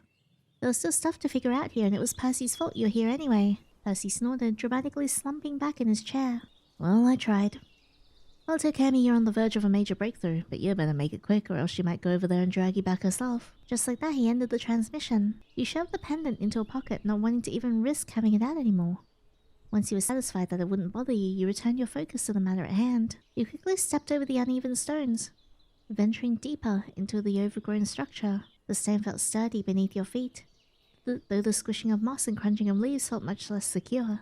You kept your eyes firmly on the doorway until you could reach out and place a steadying hand against it. Beyond it, you found an open home, or what likely used to be a room, now missing a roof and parts of the far wall. There was yet another doorway there with cracked steps leading up to it. It was sort of a magical sight.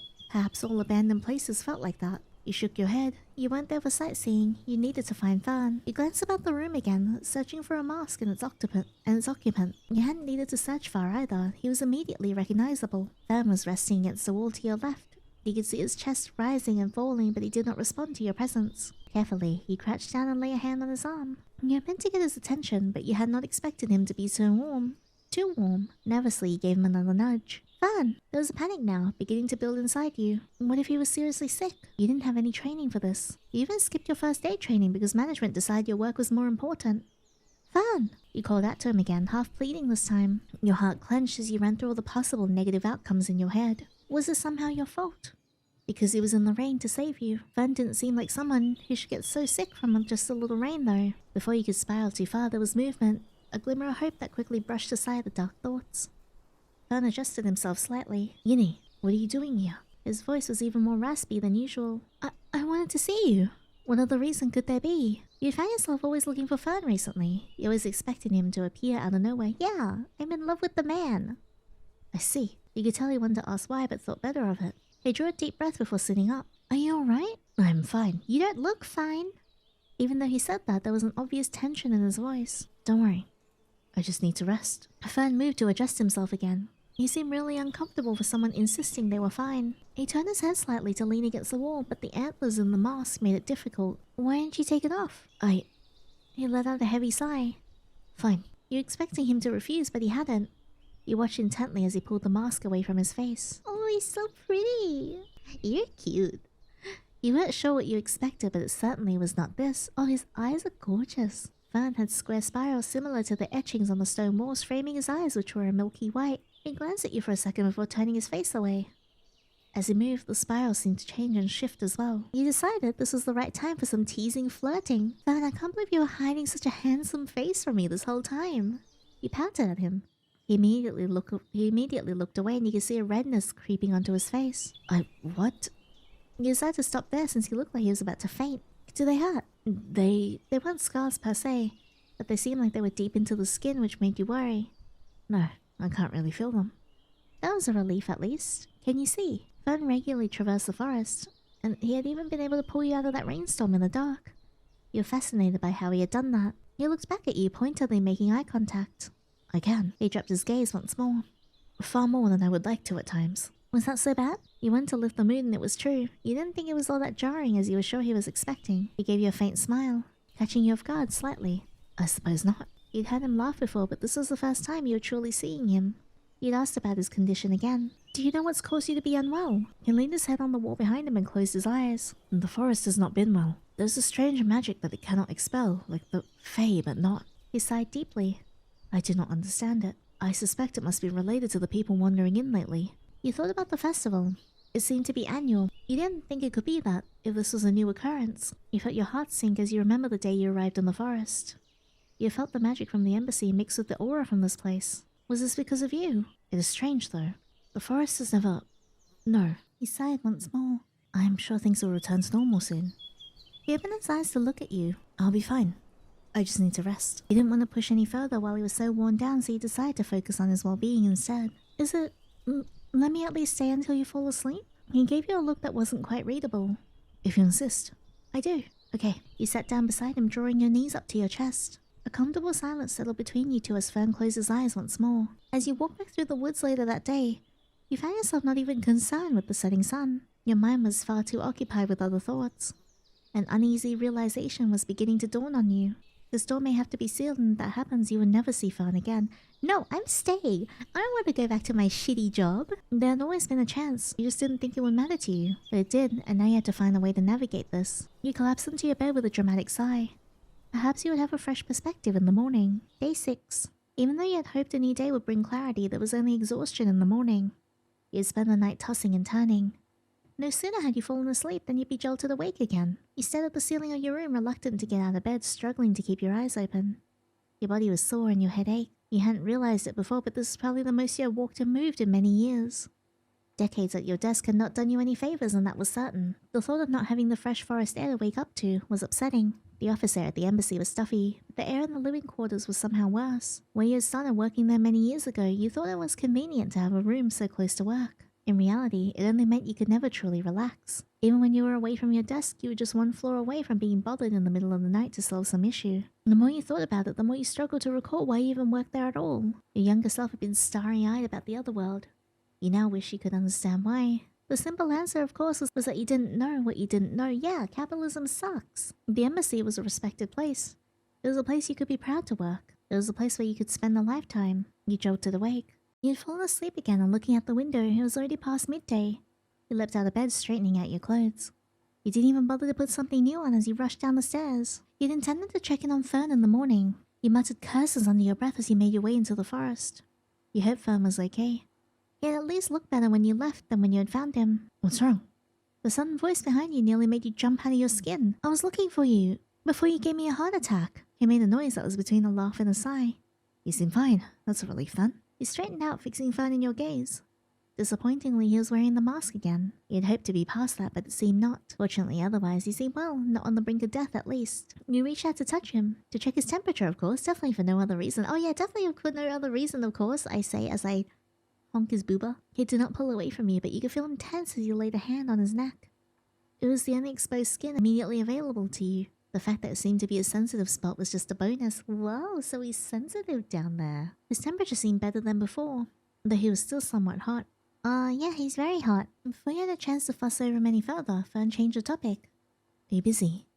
I would like to show you something. Oh, okay.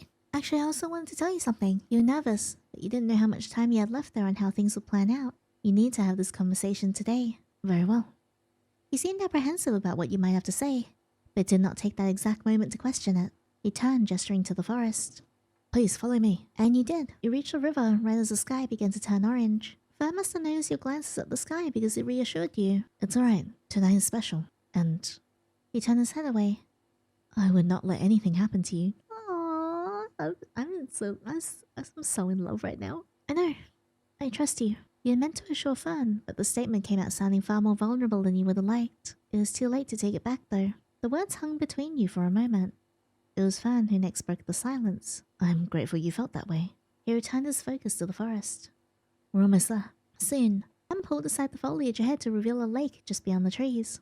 Ooh. The water caught the last rays of light and reflected them upwards. It almost looked as though the water was glowing. Where are they? He sat on a stone by the water and patted a spot beside him for you to sit. You sat down.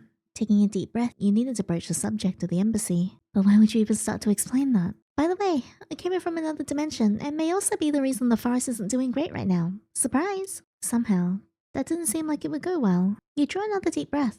You had to start somewhere and soon or you might suffocate under the weight of the subject. Fern raised a hand to his mask and pulled it off. The spirals on his face casting out a soft golden light that reflected off his clear white eyes. You struggled to remain focused as you stared at him. I hope I get to see you like this more often. You meant it. It more ways than Fern knew at the moment. He ran a hand through his hair, avoiding eye contact. Perhaps you will. You were so dazzled that you nearly forgot that you were about to have a difficult conversation. Nearly. You had to say it. Before the courage left you. I need to tell you something. It's about the strange magic in the forest. Fern turned towards you. A look of concern on his face as he gave you his full attention. I don't know how to begin explaining this. Is this about you being in the forest? You nodded. Well, that was as good as any place to begin. You took a deep breath and began explaining the whole convoluted story. It started with a job that spread you thin and a coworker always shirking their responsibilities. There was a whole lot of magic and yet somehow the story itself always felt unmagical. You explained the doors, their function, and you explained the sickening feeling of stepping through the door. And finally, you nervously explained your newly imposed deadline. Of course, not missing the opportunity to once again complain about Percy. Fern sat quietly and listened. He nodded along, not even interrupting you once. That's because he's a perfect green flag and I want to marry him. When you're finally done explaining, he spoke. This place, the Otherworld, is it a different realm? You nodded. The story was at least tempered by the existence of the Fey realm. It made the explanation simpler, that was for sure. You could not imagine having to explain dimensions and planes to someone entirely unaware of them. That could explain it then. The forest is a boundary of sorts. It separates the humans from the Fey and keeps the worlds apart. Even as he spoke, it began to make sense to you. The door was not a being like Eli or any other Fey for that matter. It could not be expelled, and it would not go away until it was sealed off. That was not achievable from this side. The mention of a boundary reminded you of what Eli had said about the goddess in the forest. Does this have something to do with the dead goddess? Slowly he nodded. I suppose you've heard the story from the little Fey creature. Eli. Yes. He nodded. I cannot say what happened before she died, but I can tell you what happened after. The ground on which this forest stands was enchanted to keep the two worlds separate. The forest was raised here, and he took a breath, clearly struggling to find the right words. I was an unintended consequence of that, I believe. How? The forest and we are the same entity. The humans speak of body and soul. If the forest is the body, then I suppose that would make me the soul. You stunned into silence. You thought the greatest revelation of the evening would be yours, but you had been wrong. So, if the door remains, and you and the forest are connected, then he and the forest would die, and it would be your fault. But you couldn't bring yourself to say that out loud. In your mind, it wasn't real until you spoke it into existence, and that was not something you were going to do. It was everything you had been worried about all at once. There could be no embassy here. Then the door will have to be sealed. Your voice was barely above a whisper. I'll never see you again. You could not hold back your tears any longer. Fern pulled you into a hug, allowing you to cry into his shoulder. He gently stroked your back the whole time. It's okay. He paused, considering his words. Must you leave? The question caught you off guard. The door had to be sealed from the other side. You had assumed you had to seal it, but anyone could do it. It didn't really matter on which side you were. You hadn't even thought about it. You hadn't even considered that you had a choice. You didn't get to respond before the sky lit up in all different colors. Casting your eyes up, you found yourself staring at a million twinkling stars. The sky danced with colors that stretched across the sky like ribbons blowing in the wind. You glanced over at Fern, who had also turned his focus to the sky. Oh, he's so pretty. This is what I wanted to show you. You sat silently in a daze, unable to take your eyes off the sight. You mean him? He's gorgeous. He's so pretty. Oh, wow. The worries would have to wait. It was impossible to be upset under such a sky. Soon it had gotten late. You would have to return to the cottage. Let me walk you back. He held a hand out for you to take. You placed your hand in his. He carefully led you through the dark forest. You walked in silence, but you knew you had a lot to think about in the morning. Day 7.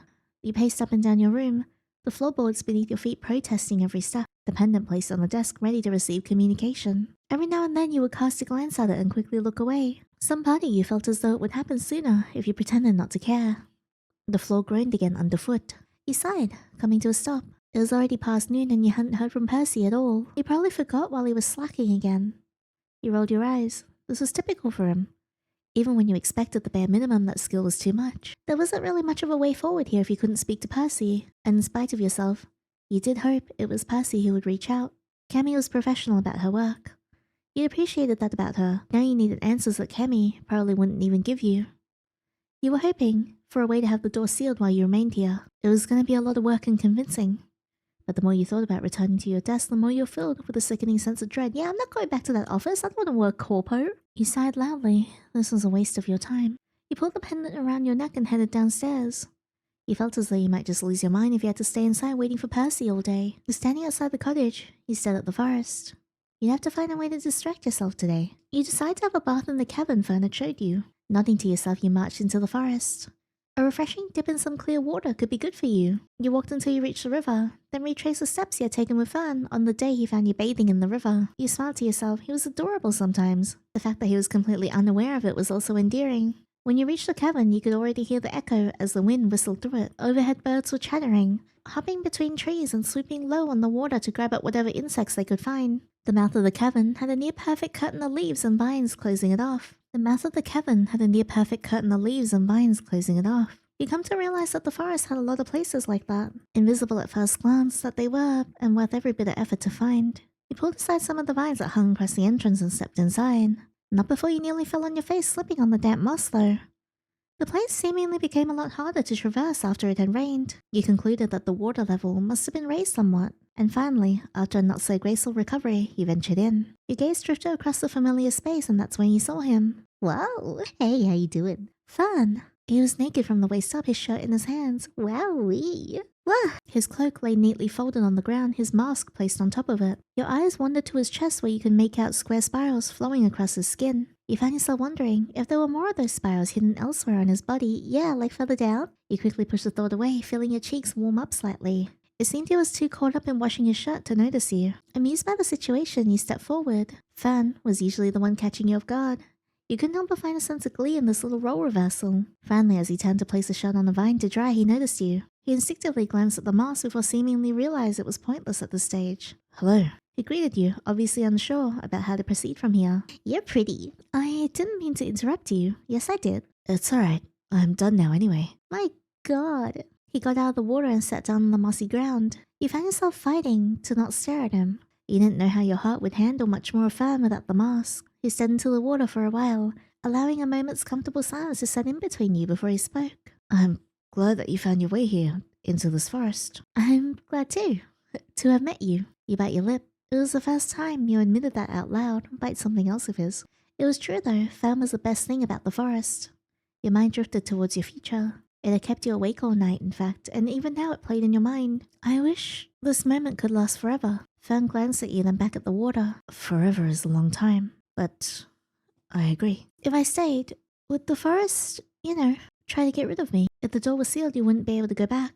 So you wonder what would happen to you? No. He said it with such confidence that there was no room to even begin to doubt it. If this gateway were to disappear, I should have control of the forest back. I would not let it push you away. There was so much sincerity in his voice that you were left breathless for a moment. You will always have a place here, Yinny.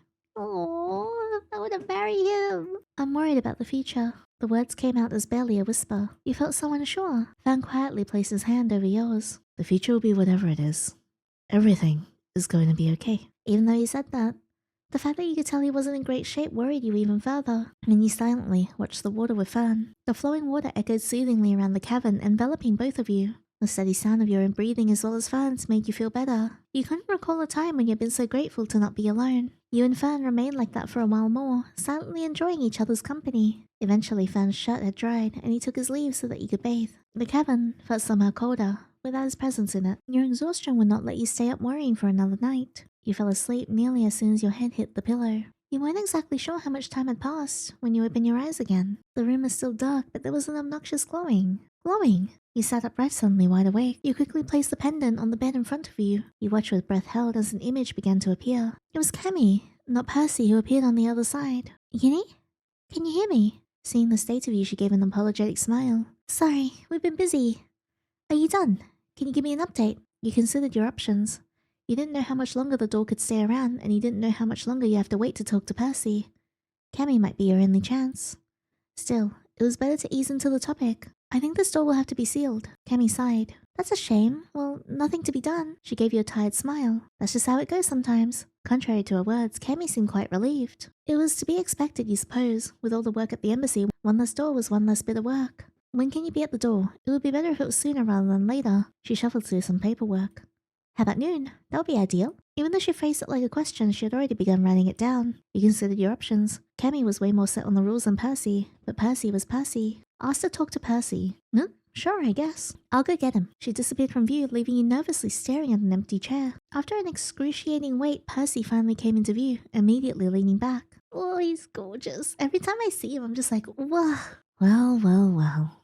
What have we here? Percy, is Cammy not here? What are you scheming? You took a deep breath. I need a favor. I can't believe I'm saying this, but I need your help. Hey, now, I'm a reliable guy. The door needs to be closed. Okay, that's less interesting. You don't understand. I mean, I need to stay here. Stay? Stay? Oh my god. Oh my god, indeed, you're so pretty. I'm supposed to be in love with the other one, but my god. Well, this is fun. Talk to me. What has caused this little change of pace? You stopped yourself from rolling your eyes and began the whole complicated explanation. When you're done, Percy had a conflicted look about him. I see. And you're certain.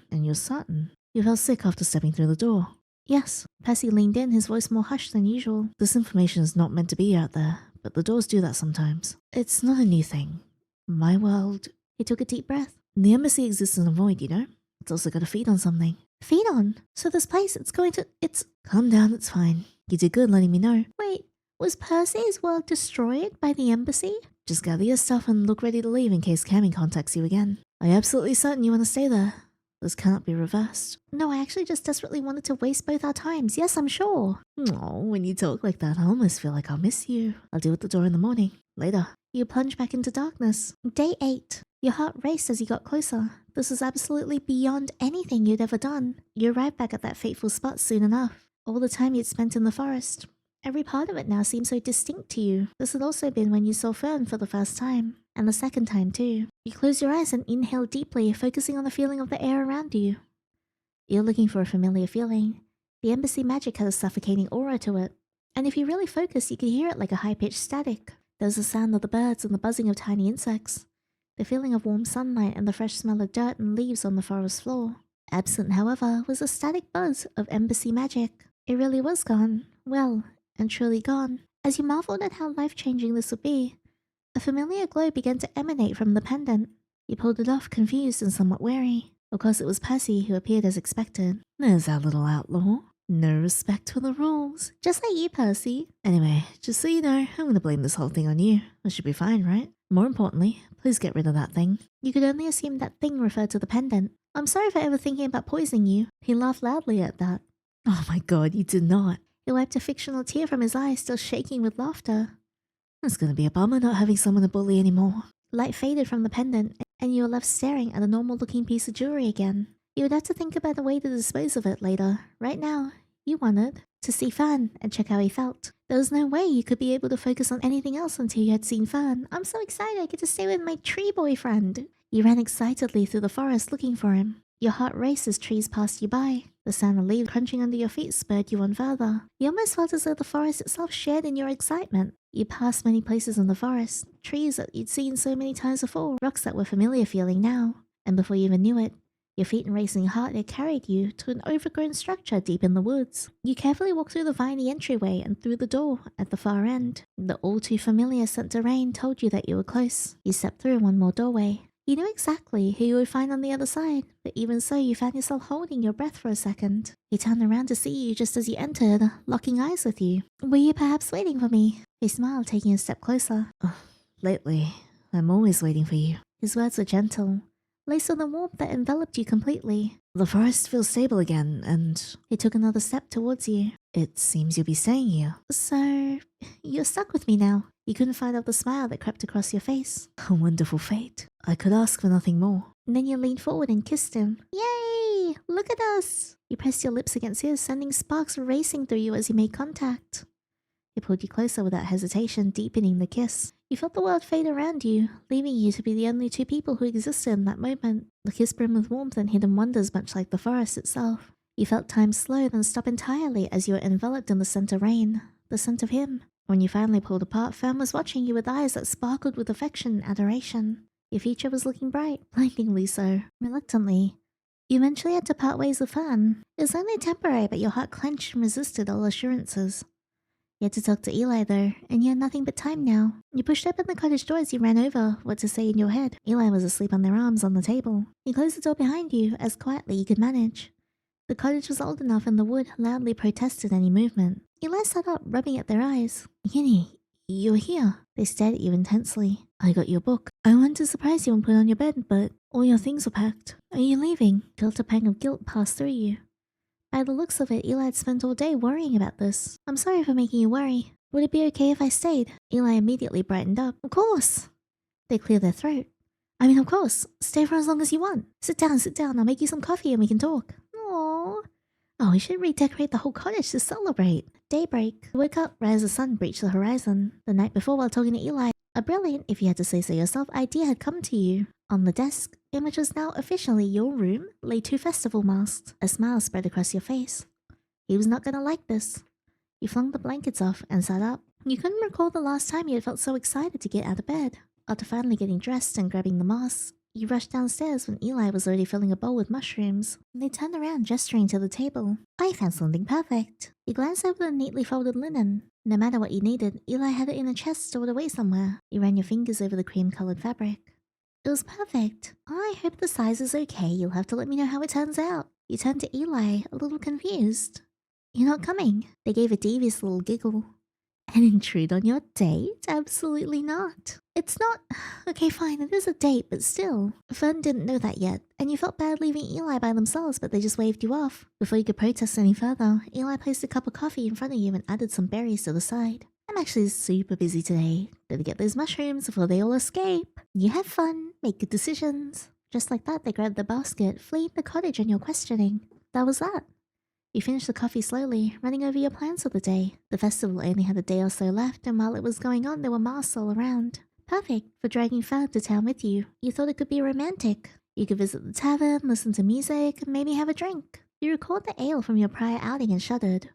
Maybe not that last one, but you were sure there would be something for you to do. Once you were done with your coffee, you grabbed the cloak you had brought from Mal and pulled it over you. You lamented for a second that ears could not be hidden with just a mask. Still, that wouldn't stop you. You put one of the 2 matching masks on, sighing contentedly at the perfect fit. It was sweet that they matched. You two would be a matching pair as well, and that put a smile on your face. You headed into the woods with a sense of purpose. You were nearly certain you would find Fern near the ruins. Your steps felt lighter in the fresh morning air, even sweeter than usual. You were so swept up in the forest that you found yourself a little disappointed when your destination arrived too quickly. You quietly stepped through the viney passage and through the door. Fern seemed to be in the process of cleaning his mask and had thus not noticed you yet. Excuse me, I seem to be completely lost in these woods.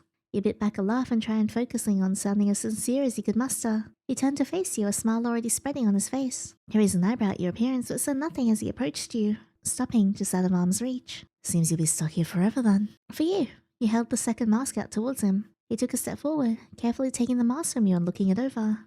He ran his thumbs over the etched out patterns of leaves in the wood, a warm smile on his face. He seemed to like the mask, and that was one thing out of the way. Oh, you'd nearly forgotten the shirt. You quickly pulled it from your satchel and held it out in front of you. This too. He took the shirt much more reluctantly, blinking at you in confusion. You stared back at him silently. Oh, sorry. Do you want me to turn around? But you made no effort to actually turn around. No, I mean, what? Finally he sighed before swiftly pulling his own shirt off. You felt your heart flutter as he did so. It was impossible to look away as he pulled the shirt you'd given him over his head. He seemed unsure of what to do now, but you were much more focused on how well it suited him. Not that you believed there was anything that wouldn't look good on him. Before your mind could wander any further, you refocused. Right, you started to convince him about the next part. So, I was hoping I'd really like it if you could come with me to town to see the festival, like, together. You fidgeted with your hands, not looking directly at him. You could only hope he'd agree. Together, like... You nodded quickly, the heat in your cheeks thankfully hidden by the mask. I suppose if that's what you want... Am I supposed to say no to you? He said it so softly you weren't sure if he meant for you to hear him, but regardless he hadn't said no. He's so sweet. I love me a sweet boy. This is not a need for me too, but we'll be together so it won't be so bad. You offered him a reassuring smile. Very well, we can go. Right now, I assume. He looked at you from the mask into his new shirt. You nodded. The festival ends soon. Eli said there'll be less people because some have already started leaving. That's good then. He was already putting on the mask you'd given him. Aww. You couldn't help but feel a little upset to see his face covered again. At least this mask only covered half his face and not all of it. When you reached the edge of the forest, the festival music mixed with people laughing and vendors selling filled the air. You took Fern's hand. He gave your hand a little squeeze, offering you a hesitant smile. The moment you left the forest, you were engulfed in new scents. Freshly baked bread and wine, smoke and something flowery. A familiar little girl ran up to you, a basket of flowers in her arms. Mask lady, here. As a thank you for last time, okay? She held the flower out to you. You put out a hand, happily accepting it. She then immediately pulled a second one from a basket and turned to Fern. And one for your friend, too. Fern carefully and hesitantly reached out to take it. Thank you. He held it as though it was the most fragile thing to ever exist. It made your heart flutter. He was always so thoughtful. It was endearing in a way you didn't have words for. You happily kept your eyes on him as the little girl ran off again. He continued to stare at the flower for a moment more, clearly uncertain what to do with it. Deciding to add to the situation, you held your own flower out to him as well. He tilted his head in his regular manner, gently taking it from you. Yeah, I'm sure he will be taking it from me later. He was still focused on the flowers, but your attention had drifted to the way his fingers had brushed against yours. Fern turned towards you, a smile slowly appearing on his face. Before you could fully process what was happening, he reached out and tucked a flower gently behind your ear. He repeated the motion again on the other side. He ran his ears along the hem of your hood and gave it a small pull, readjusting it so it covered your ear properly. Careful. You're worried that the festival might be too much of Fern. But right now, it seemed as though your heart was the one in jeopardy. You'd only just started the day. Fern turned to look at the busy street. You could only guess what he was thinking. There was a lot of people. It didn't seem at all less crowded. You could see a small crowd gathered off to the side of the street. You stood on your tiptoes trying to see what you were looking at. Some sort of show, perhaps. Fern, being much taller than you, tried his best to provide insight. It was hard to make out what was being said from so far away, though the people gathered around it seemed to be greatly enjoying it.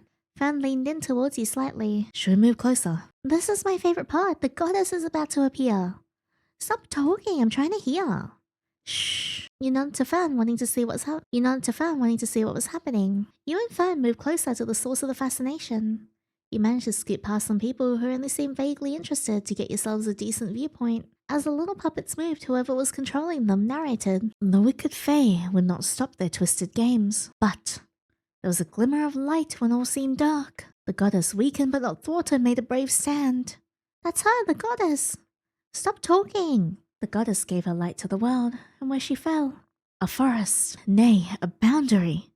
It split the Fae and the humans and ensured a safe life for us here. The crowd started clapping, turning to disperse. Or did it? Beware the tooth goblin. What's that? A monster that eats teeth and it lives in the wood. No, it doesn't. Show is over. Go on now, kids. A tall woman with dusty brown hair pulled a lanky teenager out behind the setup. Chair, you have to stop at the artistic liberties and take things seriously. She chastised him as she dragged him away from the crowd of gawking children. I heard the monster eats children, but you're safe, Sue, because I might get sick if it ate you. The kid with a face full of freckles and a noticeable gap where a tooth was missing leaned over to shove at the girl next to him. Oh yeah? I bet it prefers meanies like you. You leaned over. I heard the monster was actually a handsome man. You could feel Fern freeze in place next to you, and it took all your restraint to keep a straight face. They both stopped their bickering to stare at you. No way, why would... Really? You think so? The little girl had completely shoved the boy away, staring at you with wide eyes. Really, I'm a big fan. Whoa. I need to go tell my mum. We had to visit the forest a lot. Before you could stop her, she was off, followed closely by the boy who was yelling after her to stop. Oop, that might not have been great. He turned to Fern. So, Mr. Handsome Monster, shall we move along? I'm not a... He shook his head, smiling at you instead. If it's you, I suppose it doesn't matter.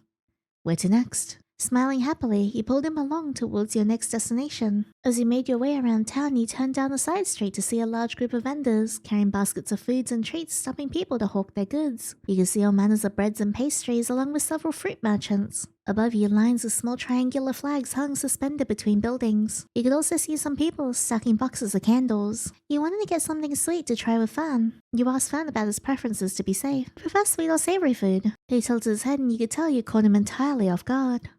I don't know, as I do not need to eat. Clearly the choice will fall on you. You wanted to get something sweet to try with Fern. You looked around at your options, setting your sights on a stout man with a cartoonish blonde mustache carrying a tray of multiple pastries. You were about to approach him when he made eye contact with you and immediately came over. G'day, madam. Might I interest you in some desserts? Best you'll find around here. He held the tray slightly tilted so you could see the options.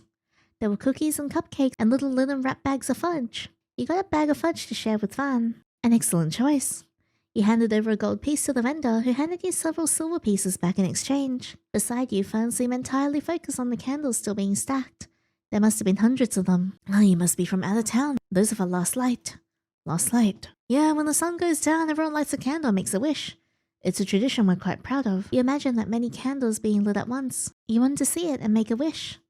You're unsure whether that would be possible, though, as you would probably leave before sunset. You stepped through the crowd once more, this time fully aware of where you were going. You wanted to introduce Mal to Fern. You found the tent decorated with linens and clutter rather easily. It was honestly hard to miss. The tent seemed busier than the last time you'd seen her.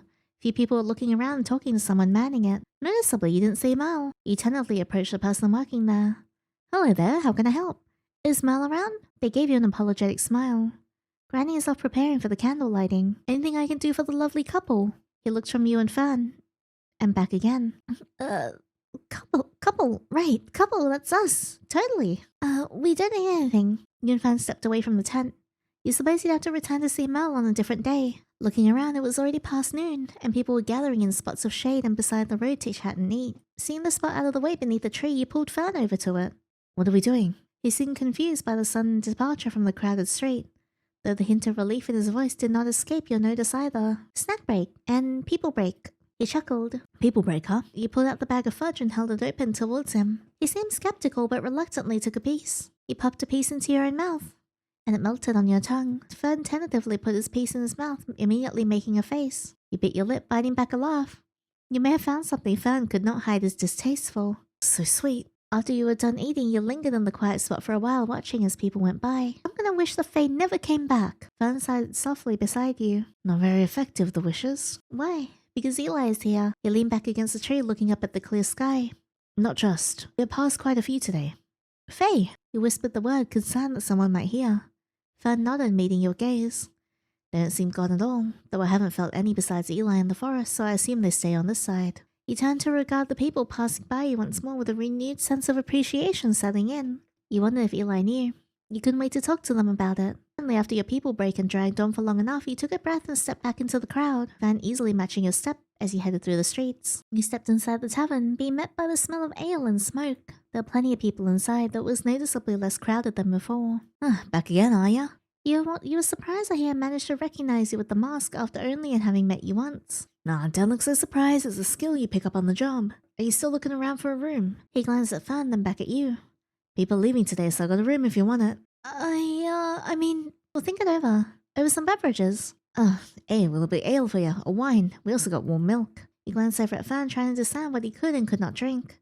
He wanted to lean over and ask if he could get drunk, if the forest would also react to that. Part of you was concerned and the other curious. There were people around you and you couldn't. Well, you're certain ale was off the table at least. Fern met your eyes, seemingly understanding your concerns. Wine is fine for me. An exciting development, and with that out of the way, you decided to get wine as well. You handed over some coin and the barkeep nodded. That's a spirit.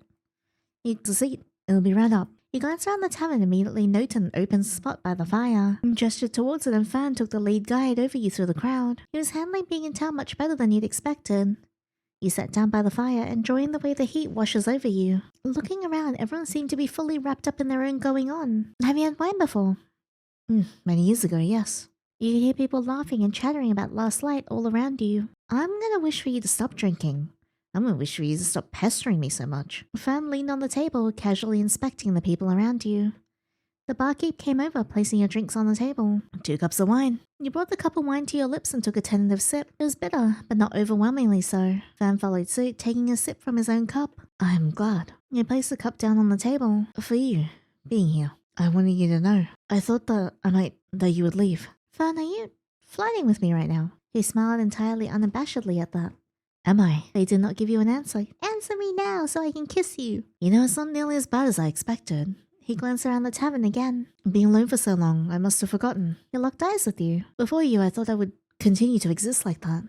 Now I'm not so sure I can anymore. As you and Fern remained by the fire, chatting about all you had seen, the sun crept across the sky as soon as the sky had turned a shade of vibrant orange. You and Fern stepped down to the street. People with armfuls of candles were going around handing them out. Along the road, you could see people crouched down to already lit candles to light their own, setting them down again then retreating inside. A woman with a box of candles came up to you. Candles? Candles? She held out 2 for you and Fern. No thank you. He leaned closer to you. I already got my wish. The words were quiet so only you could hear, but they echoed loudly in your head, warming your face and making your heart race. Alright. And you, miss? You struggled to recompose yourself. Yes, thank you. You took the candle from her. It was made of a yellowy wax and had a scent to it that reminded you of oranges. You carefully crouched down to an already lit candle, holding the wick to the flame and watching as it lit up. You closed your eyes and made your wish. You wished to be with Fern forever. It was the only thing your heart desired in that moment. With Fern by your side, you felt like you could brave any storm. His presence brought you a sense of belonging that you hoped you could treasure forever. After you set your candle down, you stepped back, watching as more and more candles were added. Fern reached out and took a hold of your hand, his eyes still fixed on you. You squeezed his hand. You know, I could probably get us that room now. Yeah, let's do it. The insinuation was clear without you needing to elaborate. He leaned in, his breath caressing the skin of your neck. I would like that. Oh, right. Wow. As you and Fern made your way into the tavern, then eventually upstairs to the rooms, you couldn't help but feel like this is what happily ever after felt like. Vivid and warm with a hopefulness that burnt so bright it left you breathless. His touch, warm and thrilling, was like the forest, and you found yourself desperately wanting, hoping to be lost in it forever. Oh, yay! And we ended with a bang, literally. Oh, that's so cute. Oh, I love Eli. I love all the concept art. Look how pretty he is. My god. Age ancient. He's 6'5". Okay, there's one more scene I want to check out. Instead of going to take a bath, I want to go for a walk instead. You dragged your feet over the forest floor, the rustling of leaves somewhat drowned out by the happy chirping above you. You didn't really have a destination in mind, you were just walking. As you went, you took the time to appreciate the way the sunlight would warm your skin as it slipped through the canopy of leaves overhead. The warm breeze pushed past you, pulling at branches and making the forest sway. You had not slept well the night before, but the forest and its ambience easily distracted you from that. You wandered the forest for some time, just taking it in as though it held it within the key to your dilemma. Eventually you found yourself on the edge of an open field. The tall grass and wildflowers seemed to dance in the wind as a butterfly tumbled by you. It was a wonder how much there was still to discover in the forest. You ventured in, enjoying the scent of flowers. It was subtle, but it was there, mixed with the scent of sunlight and the smell of mist, almost like rain. Instinctively, you looked over, and there could only be one source of it. Sure enough, there he was, asleep in the grass, mask discarded, a ways away. Aww. You quietly sat down beside him, not wanting to disturb his sleep. You pulled your knees up to your chest and rested your head on them as you watched him. Look at him, he's so pretty. You reached out to touch his forehead, wanting to check his temperature. He was warm, but you couldn't tell if it was normal warmth or perhaps the result of sleeping in the sun. As you considered it, his eyes fluttered open and he instinctively reached for your hand. I'm sorry for waking you. You did not pull your hand away. It's okay. He sat up slowly, not letting go of your hand, and you didn't make any attempts to pull away either. I missed you. Oh! You stunned into silence for a moment. It seemed to you that being half asleep had made him more honest than usual. Are you always as flirty after waking up? You gently teased. He tilted his head slightly, considering your words. I'm just being honest. Oh! He was always so sincere that it made your heart clench tightly. I missed you. The forest felt empty without him. It was undeniable at this point. He gave you a smile that left you somewhat dazzled. If the mask was going to stay off, your heart might not make it. The two of you sat in the grass, listening to the rustling of the wind through the field and the humming of tiny wings as they went from flower to flower. Your mind drifted from thought to thought in a similar manner. You thought about the forest, about the door, about the embassy and the pendant around your neck. Why was life so complicated? I'm glad I came here, to this place. No matter what the future held, you felt truly grateful for the time you'd spent here. I'm also glad. I've been in this forest by myself for a long time. It never felt so unbearable before, though. You pulled your gaze away from a bee sitting on a flower nearby and looked towards Fern. The charm in his hair seemed to sparkle when the sun touched it. Did the person who gave you the charm teach you about humans? He nodded. I suppose in some ways. He lay back down in the grass, staring up at the sky. I saw most of her life. From middle to end, it was so brief. I was grateful for a friend nonetheless. He sighed. In the beginning, I was not fond of the humans. While I cannot say I enjoy them, she at least convinced me that they were not all so destructive. Of course, I am a remnant of the goddess's power, so I came into existence with some understanding of the world already. But it was not a full view of things. Perhaps there will never be a full understanding. He closed his eyes. I am okay with that. This is enough. You two lapsed into a comfortable silence, until eventually the sun began to make its way towards the horizon, and you reluctantly had to return to the cottage. And there's the alternate scene. Yay! Oh, this is so fun. I love this. Oh, God, I haven't played like a fantasy dating sim for so long, but I love this. I was a massive fan of Cozy Cat's other game, the Hot Single Vampires in Your Area one. We also made a video on that one if you guys wanted to check it out. It is linked in the description box below. But no, I absolutely adored this. I thought the world building was really well done. Even the side characters were very endearing. And I really liked how yours and Fern's relationship slowly developed over time, and you could understand his history and how lonely he was, and you can't help but feel bad for him and just want to protect him. Also, I hate to say it, but Percy was hot as hell. That man was gorgeous, like holy crap. Oh my god, he's so pretty. But no, I had a wonderful time with this. The backgrounds are gorgeous, the art was so pretty, the writing was intriguing, even this like UI menu. Like, holy crap, it's very, very pretty. I absolutely love this. But yeah, I would love to hear your thoughts as well. What do you think of Fern? Do you adore him as much as I do? Because I think he's so sweet. But thank you so much for watching this. If you guys enjoyed this, please leave a thumbs up and subscribe so you don't miss out on the next video. And also, if you want exclusive content from me, such as exclusive playthroughs, uncut reactions to spicy scenes and spicy art that I draw, and also previews to games I'm currently making, feel free to follow me on my Patreon. Link is in the description box below. But thank you so much again for being here. And until the next fictional man, take care.